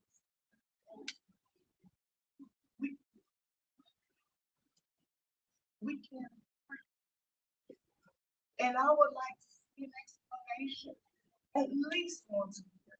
They should have to tell us what each and every one of these fees are and what they do with them. I tuned in for your Indianapolis meeting where you all were questioning it. And you know what I noticed? You all asked some good questions that you never made the answer. They danced around it, and then you went to the next question. Make them answer what they're spending all this money on. We have a right to know. If we have to take a bulk, and some of us is more than half of what's being brought in to pay NIPSCO, we should have a right to know exactly what they're spending all this money on. And if everybody, including you, knew, I'm not talking about no general, well, we spend this much in check contribution. No, I want to know who you contributed to, how much did you contribute, and everything else that you're doing that you spend. Because I'm not understanding how somebody can be tied in this pyramid of power company madness with a CEO that makes over $1 million a month. And you're telling me that we're supposed to just take what it is they're charging us and do the best we can. If, to me, impartial kind of means that you have to kind of listen to both sides, and if you have to make decisions, you have to kind of balance that. That's the else way on. Help us. And somehow we got to be able to get through the NIPSCO to use common sense. We're not dumb. If somebody of the accolades can make $1 million in 1 month, how can you look at this people say you can't give them what they need. You charge it up enough to make them be able to get what they need. So where is that money going? How are they spending it? And what are they making us responsible for that NIPSCO is? Let them be responsible for what they're supposed to be. We paying to get gas and electricity in our home. All these other projects and all of that crap, stuff that they can, it sounds to me, now I'm just a person. It sounds to me like they can sit down, write a proposal, tell you how much it's gonna cost, and then hand it to you with something that they never intended. And then you all go, okay, where do I sign? Come on, help. We can't do it all. Yeah, we don't never gonna look as far as they can take. We can't do it no more. Please don't let them do no more. Like I said, make them be accountable. Make them be accountable. I might not understand a yearly statement of exactly what's being spent, but I know that how to ask questions. I know how to look stuff up. Make them be accountable. That's all we ask for. Make them be accountable.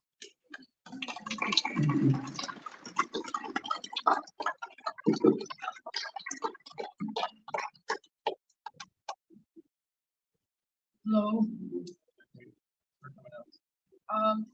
Well, I'm glad you're having this meeting. It's really hard for a lot of people to get to Indianapolis, or a lot of people feel like they can't really have their voices heard. They don't really want to write letters and stuff, and so it's nice that you were able to have this. I do realize that you are new on the IURC committee. I don't know. Week 12. He's been there. Okay. So it's difficult to blame me personally for some of the things that are happening because you weren't there, but you are aware of what's been happening. Before I tell you about me, though, I have a few questions for you before I forget them mainly, but so you can think about them as well. You don't have to answer right away. Regarding Senate Bill 424, are you familiar with that bill? Were you co-author of that bill? You were. Okay, I just wanted to double check on that because I was not aware of that until recently. Also, we were trying to find out how many people were on the disconnect list, and it used to be listed on the IURC website at some point for all the different utilities. And under NIPSCO, at least the last time I looked, it was September of last year that it's been updated. And I worked with Susie. She writes newspaper news reports and things like that, and we were doing some research, and we could not find the updated information. And we don't know if that's on purpose or why is this not being updated. I'm not familiar with that list, first of all. I don't know historically if we've kept it or not kept it. But in defense of my team, I will say my Consumer Affairs Division, who manages all our complaints, this year I anticipate they will have more complaints than the prior 5 years combined. And their number one responsibility is responding to consumers and trying to mitigate any utility bills or concerns between the utility and the consumer. And right now they have approximately 750 to 800 open cases that the four of them, five of them are trying to manage. And they're down 2 staff members. And as a commission, we're down today 16 staff members.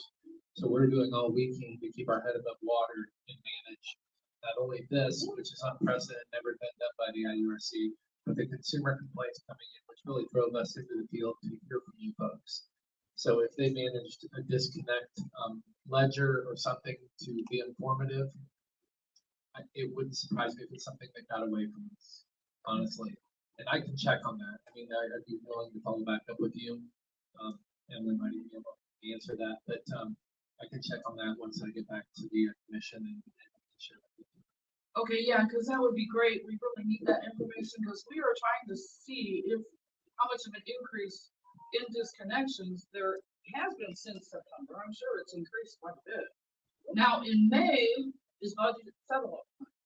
Now, it was, we thought, and I'm sure there were people that were still disconnected in March when the moratorium ended, but they extended it then another 2 weeks, yay, a whole 2 weeks.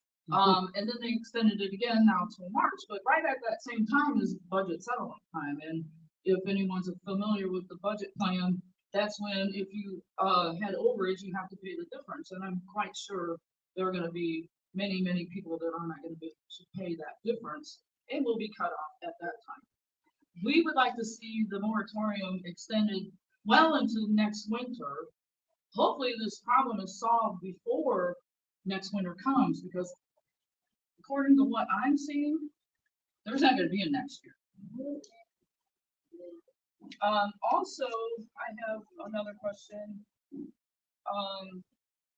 My understanding that the reason that NIPSCO is allowed to be a monopoly is because of the IURC, because it's regulatory accountability properties, and that it oversees and holds them, you know, responsible for whatever they do, and it's regulated.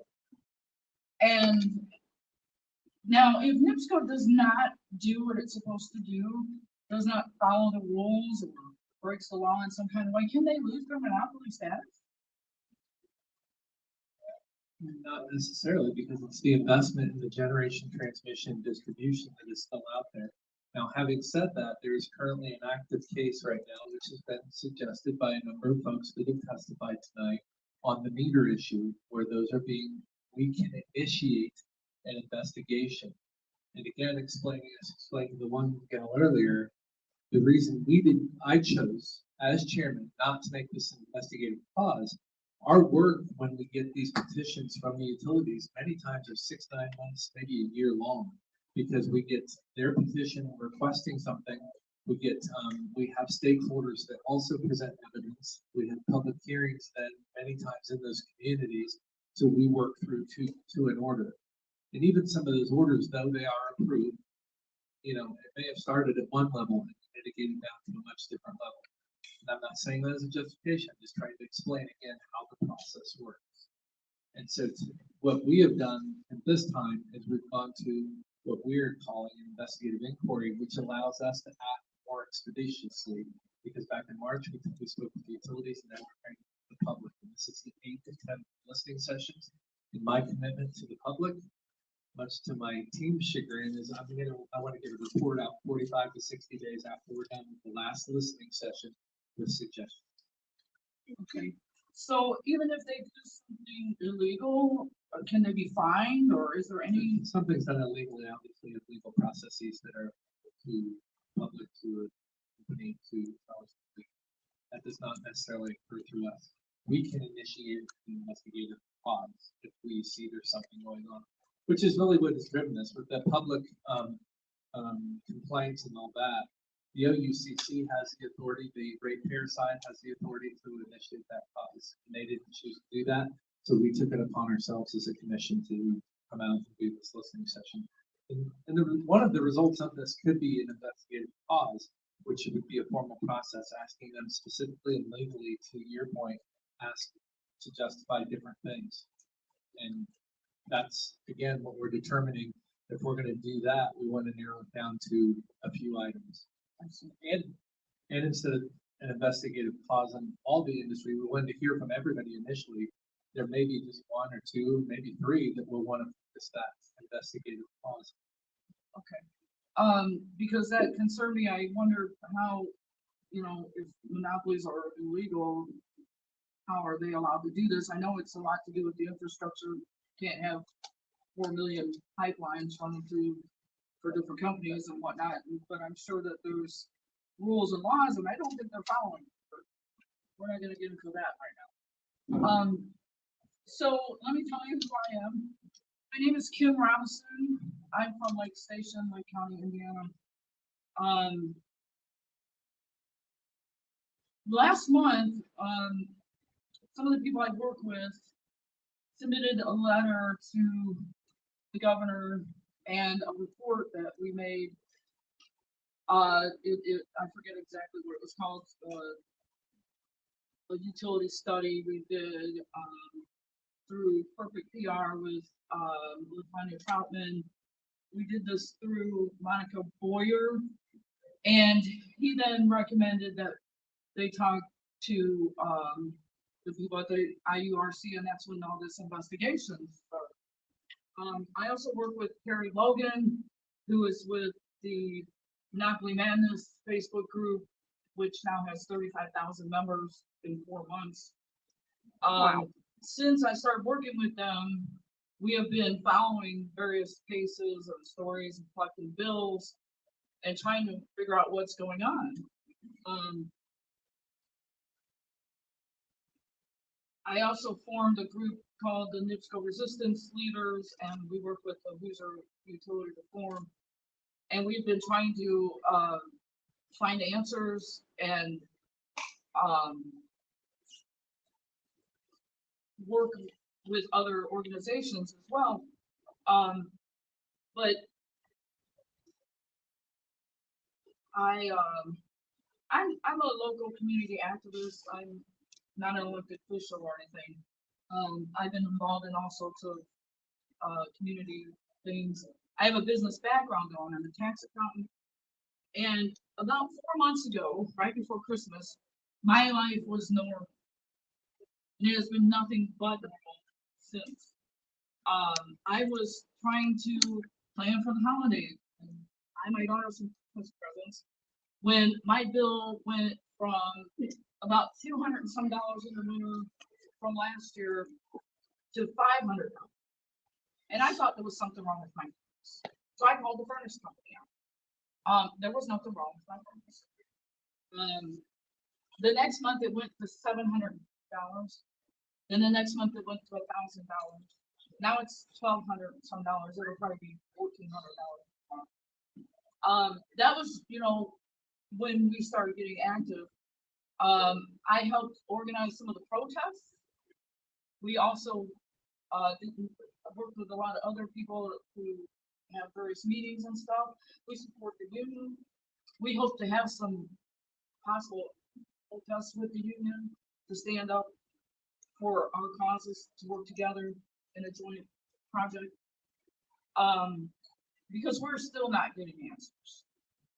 And as an accountant, I know what people make. I'm a tax accountant. I know what people make a year. I know what their bills are. I know what they can afford because I see it all. The average person in this area makes between $60,000 and $67,000 a year.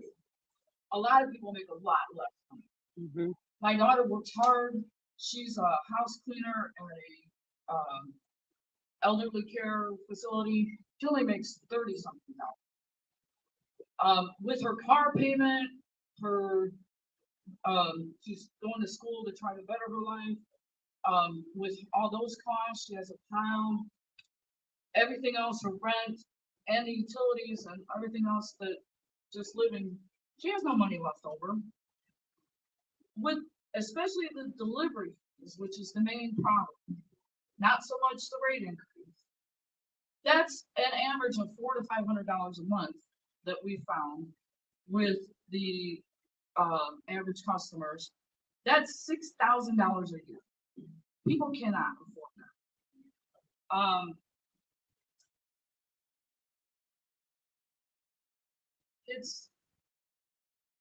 It's going to start, and I think it already has, start affecting evictions, foreclosures.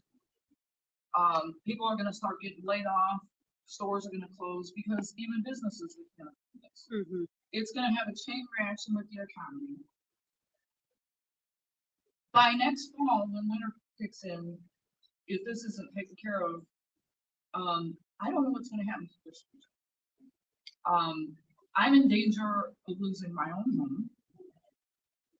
I know people that have to choose between making their car payment or having a car repossessed or paying their NIPSCO bill. And this just has to get taken care of in a big way, not just some kind of Band-Aid with this payment plan, energy assistance that nobody qualifies for. My daughter doesn't qualify. If not, next winter, there's not gonna be one.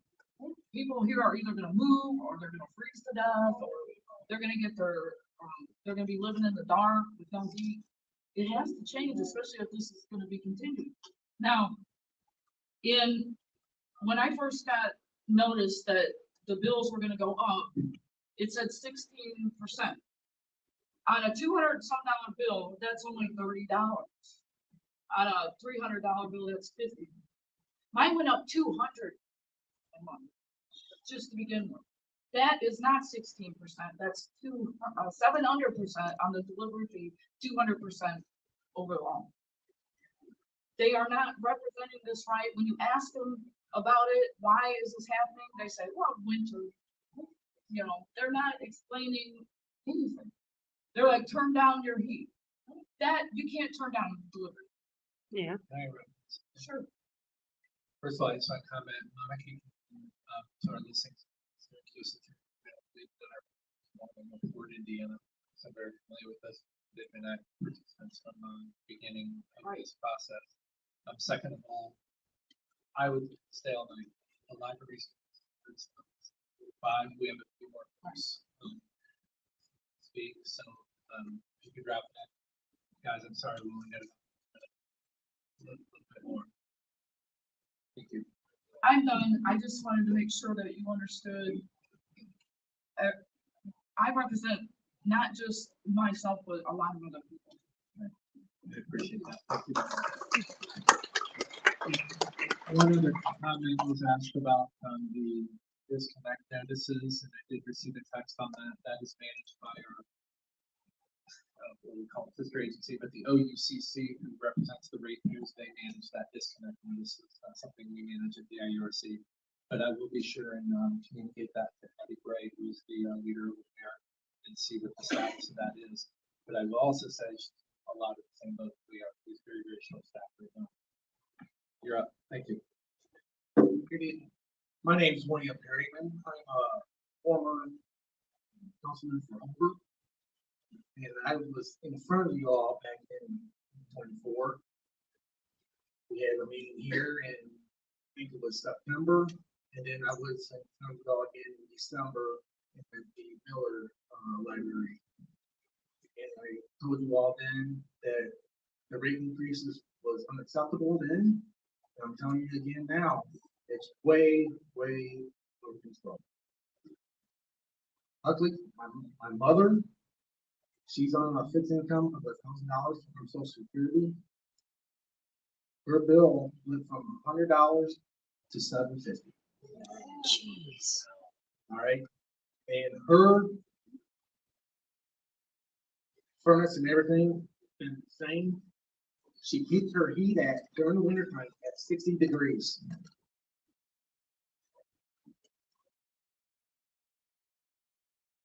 How can a person on fixed income be able to pay that and pay her other bills, especially when my mother is going through cancer treatment? Ooh. Luckily for her, she has me.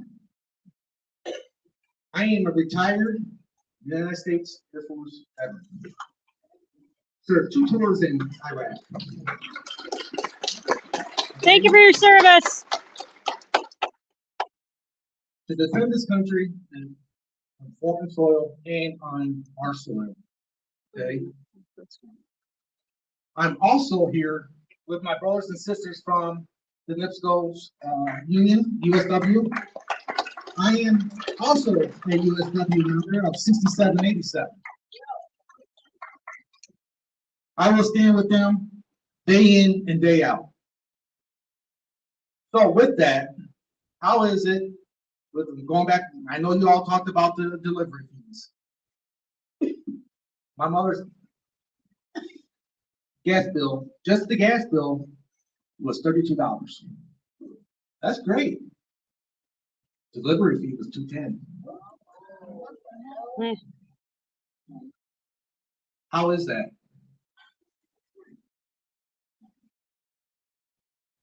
How is it that it is like 8 times more than what her gas bill is? With these meters, I noticed with these new meters that they've been installing, everybody's stuff has been skyrocketing. mhm. I know you all said you guys can investigate. Please investigate these meters. Right, because I do not trust them. Because you have one guy driving a vehicle up and down the street scanning your meters. How is that accurate? It's not. Mhm.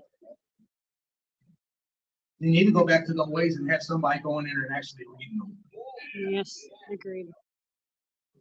Because, like I said, my mom's on a fixed income.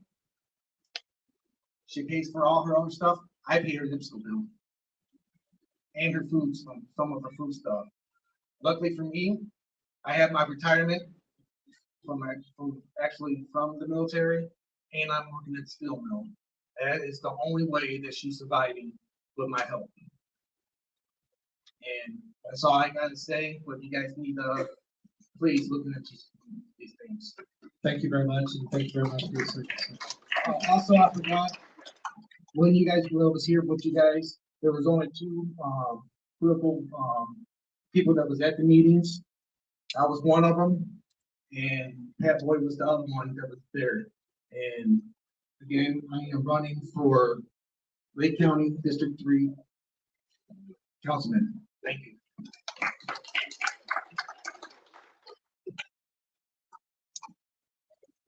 Go ahead. All right, 3 minutes. We'll try and keep this short. All right, 1, my name's Glenn Meyer.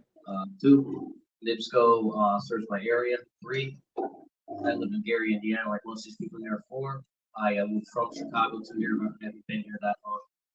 5, the costs really concern me. I've been able to mitigate, as my girlfriend said, for your first meeting for winter. Regrettably for summer though, I am worried about the costs going up and not being able to afford it. I don't know of any AC units powered by kerosene.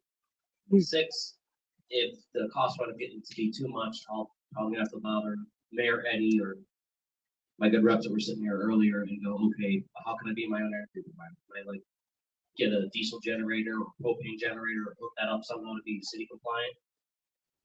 7, we have had a lot of outages. People tell me all the time that the infrastructure in Gary, Lake County, and other parts of Northwest Indiana is very old. If we're going to get some type of improvements, I'd very much like to have a guarantee on that from NIPSCO or whoever the heck does the work.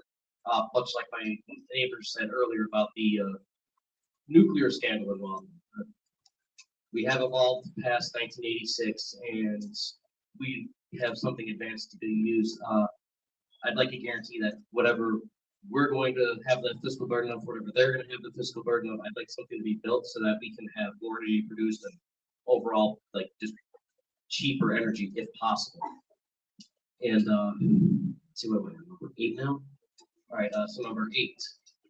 As far as that aging infrastructure, the one thing I'm concerned about, because we have car accidents a lot, with Grant, they renamed that Hampshire Boulevard. We have accidents all the time in major intersections.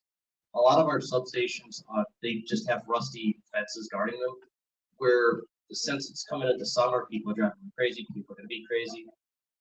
Like the Chicago police joke about all the time, well, when it gets hot, people do stupid stuff. And being that it is getting into the midterms and that, aside from just vehicle accidents and us being out of power for God knows how long, because the substation is hit by a car, I'm concerned about international terrorist organizations. The base being one of them because they attack substations, and the 764. 764. The 764. They also attack critical infrastructure as well, and they're radical neo-Nazi international terrorists. Let's say 2 things. Go ahead. We actively take out these very kind of issues and challenging these police, not even to rape this or anything else, to constantly keep security. Well, some of them, like in the case of 764, they do cyber attacks. The base though, they just go terrorist and just blow up substations, use guns, use IEDs, whatever they can make. So that's a concern because of crazy people do crazy things, and I very much not like to have to worry about these nut jobs coming and making things worse than it already is. And 9, just in general, I'm not expecting you guys to be able to do much of anything right now. Not a lot of people are indeed. Glad you guys are here. I'm glad you guys are hearing us out. It's just if things get too ridiculous, I'm pretty much gonna have to overhaul my house to be able to afford things and go to like having wood and run some kind of fancy generator that's hopefully not gonna bankrupt me, so that I don't have to pay NIPSCO and I just pay whoever I go to for fuel, because it's I'm not like most of my neighbors here who are on a fixed income. Thanks to the new job I have, I can work 12-hour shifts to get overtime to pay for things, but I'd rather not have to work myself to death just to be able to afford the typical house like that. My girlfriend's on a fixed income, and we have to pay NIPSCO $7 to read our own meter, and they haven't had the courtesy of telling us when they're going to send someone to service it. So, being that it is scary and we have accidents, I'd like to at least know when they're servicing the meter and we're able to just go back to the analog ones, because I think those work better. But despite running a media company out of my basement, I'm a bit of a Luddite, so I could be You're at wrong. 4 minutes on. All right. Thank you very much. Appreciate it.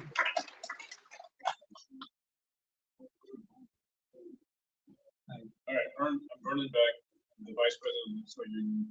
I've been either the president or union for the last 17 years. I've been through 7 years. I've seen a lot of executive groups come and go to NIPSCO over the years. I'm concerned about the unethical behavior they're using right now and the irresponsibility. Every one of these signs in here, the shirts they have on, this shirt cost me $50. We had to pay for these signs, all these shirts, if you're wearing this stuff, we paid out of our own pocket. NIPSCO now is on the internet using the money that I paid them for my NIPSCO bill to smear us on this campaign, putting out stuff that is unethical, saying stuff like, we wanted to reduce them from 32 hours, and the union said, no, that's a flat out lie. We did go back down. We did accept the lower limit. And they're lying to the public, trying to piss them off against us. They put the wage of an average lineman out there, trying to get the public all spun up. But what they didn't tell them is they're forced on a lot of overtime. And then part of our negotiation hang-up is they're trying to push more overtime on us. It's going to go higher. And now when we got to go out there, those are not the guys that are out there in the public with their $1 million, what they're making.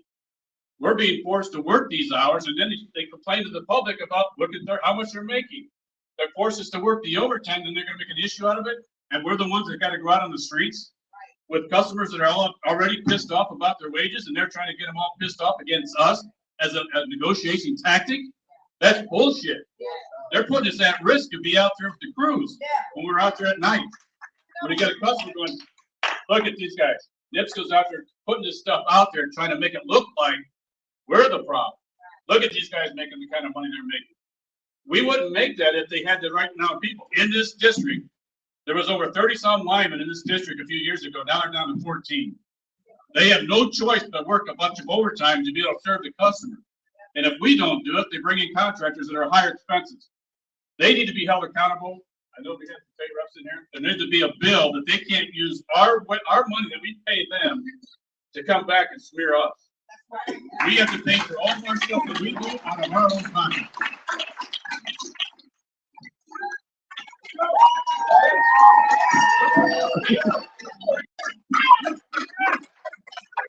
Standing ovation. I've been involved with this from the very beginning. I've got an overview of what's been happening and what's going on. And I got a very smart, intensive researcher that just told me today, the new electric bill rates increase is going to be really bad. It's going to be worse than the gas increase. It's going to get bad this summer. And when people get their electric bill, it's going to get really bad. I mean, not only can they not pay it's gonna get really bad. That's all I can say. I can see it. I know it's gonna happen. And it's gonna, you guys really, I know people are, they stand there and say, I can't pay my bill. Well, that's, there's a bigger picture that's gonna happen. And it will happen. Thank you. We did have two special guests come I'd like to introduce, Senator Dave Brunel and Senator Rick Niemeyer, former colleagues of mine in the Senate that represent pieces of this area. Did you guys want to say hi or say anything at all? You got 30 seconds. Maybe 15. I think, Mr. Chairman, it's good to see you. One thing about Chairman Zay, he will be listening to you. I've seen him taking notes as he did when he was in the Senate. Give him a little bit of a leeway, get the job done. Thank you. Thank you.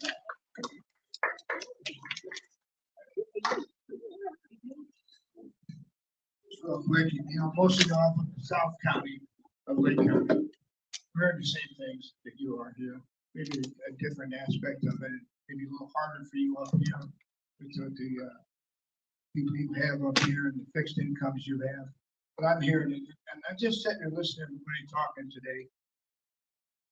The General Assembly, I think we got to be brought into this a little more of decision making that's going on with utility rates.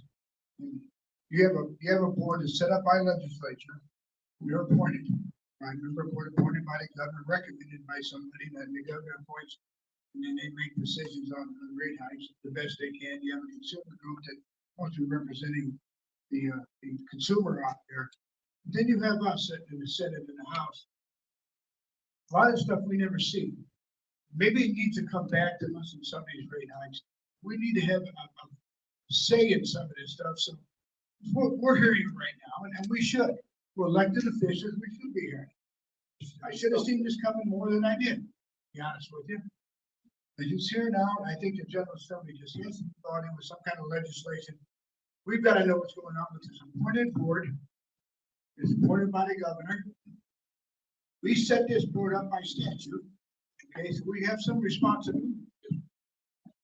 We also need to be brought in decision making what's going on with these rate hikes. If we can be held accountable for a vote, then we need to put on there and have a recommendation. We think we have all these boards throughout local government, planning commission, and they're all recommending bodies to the people in charge. That's what they do. The people in charge make the final decision, and we got to be brought more in on that issue. I think. Thank you. Thank you, Senator.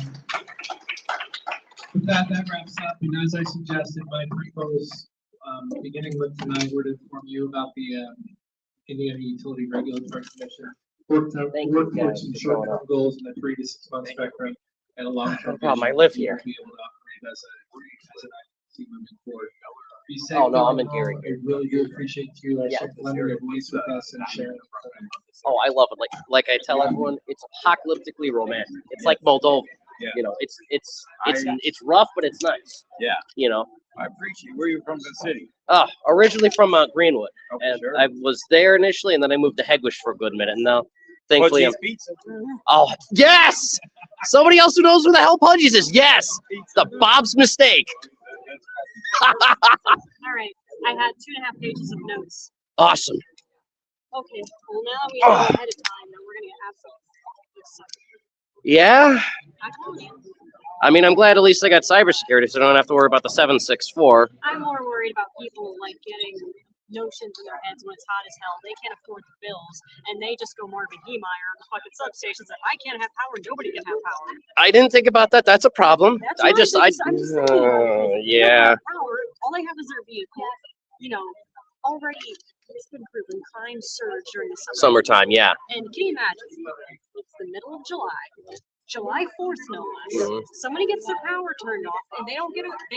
We don't send letters anymore.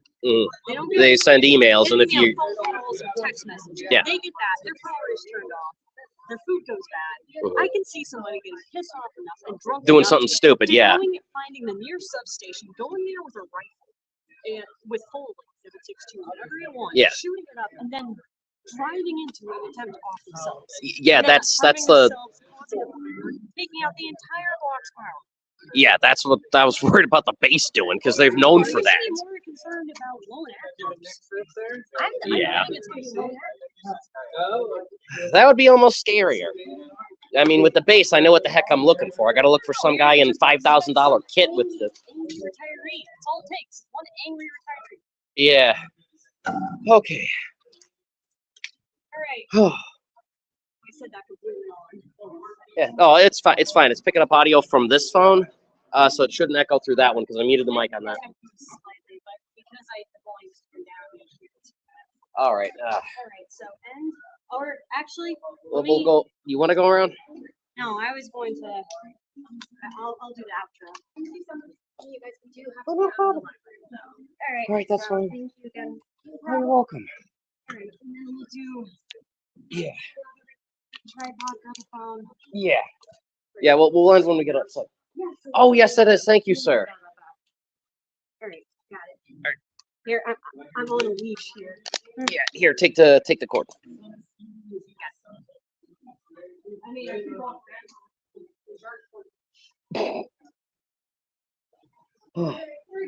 Thank you, officer. Okay. I mean, jump this in. Oh, it's okay. I got tons of gear. Is it raining out there? I saw the lady from our church. She was in the back. Oh, nice. Yeah.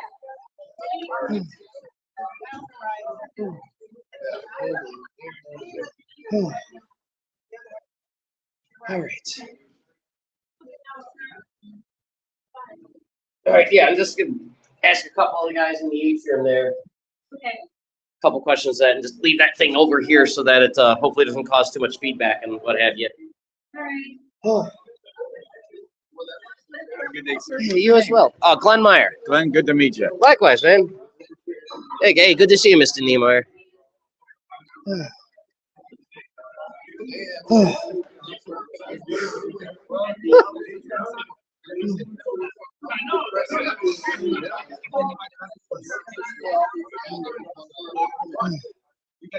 Oh, you guys have a good night.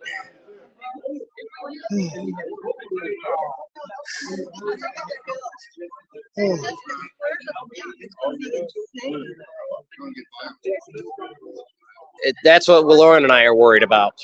That's Don't worry about it. It might need to happen. It might need to. It's the little guy yeah. against the big business. It's against Yeah. Amazon, Microsoft, Yeah. Google. It's the little guy against the big company. Yeah. Hires snipers on top of the building. I heard about that. They actually did that? Yes, they did that. I was there. Oh shit. Tell me about that. That's insane. They hired Yes. snipers. Yes. And those snipers were going to They thought we were gonna get violent. protesters. We were singing. Oh Jesus. Don't Why would a sniper be on a building? What's their goal? well, from Chicago, I figured they'd be using the beanbag rounds or the pepper. No. 90 yards away. They had sniper rifles. They weren't there to just pacify. They were there to kill. Yeesh. I mean, haven't they heard of the Republic Steel Massacre? That normally doesn't go well. Who's being violent? Violence equates to violence. You look at every revolution that's happened. It's going to be one You person never, going to be you killed. never accomplish a revolution without violence, ever in the history of America. Yeesh. Thank you so much. Yikes. That stuff smells like bang. Have a good one. Have a good one, man. Oh, you too, man. Yeah, it's good to hear you speak. Thank you. It's good to hear you. Thank you.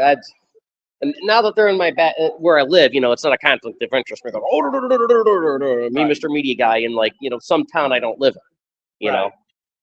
Started. What's it gonna be under? Are you gonna be putting this out there tonight? Yeah, it's live streaming right now onto YouTube and onto Twitter. Okay, under Chaos Media. Yeah, I got the QR code on this thing. Oh, okay. Yeah, on YouTube it's Chaos Media Chicago, all one word. Yeah. Get the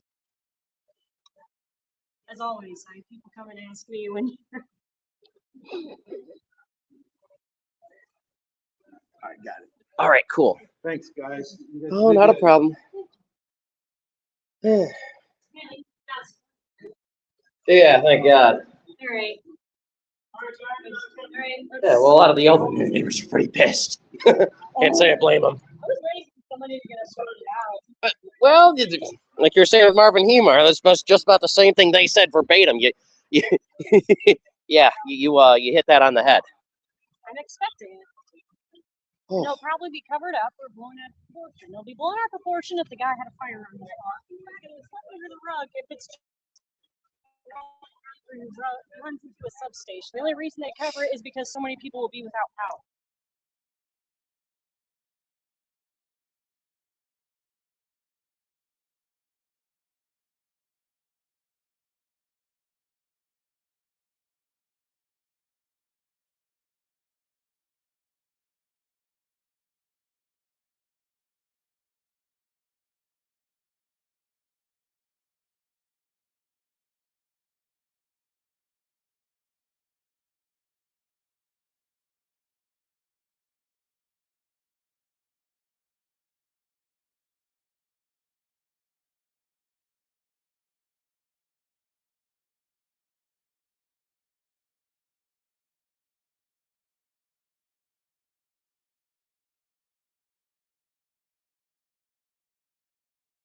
Camera 2 went down, so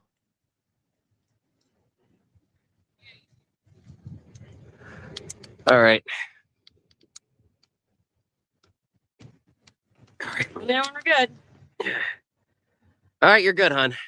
This has been Chaos Media live reporting from the Gary Public Library in downtown Gary. As always, information is the art of war. Thanks for watching. And don't get yourselves arrested. Don't get yourself arrested. Don't go driving into a substation. Yeah, we are not responsible for your domestic terrorism, and please, no domestic terrorism, no terrorism at all, please. And end. All right. 32 Robert.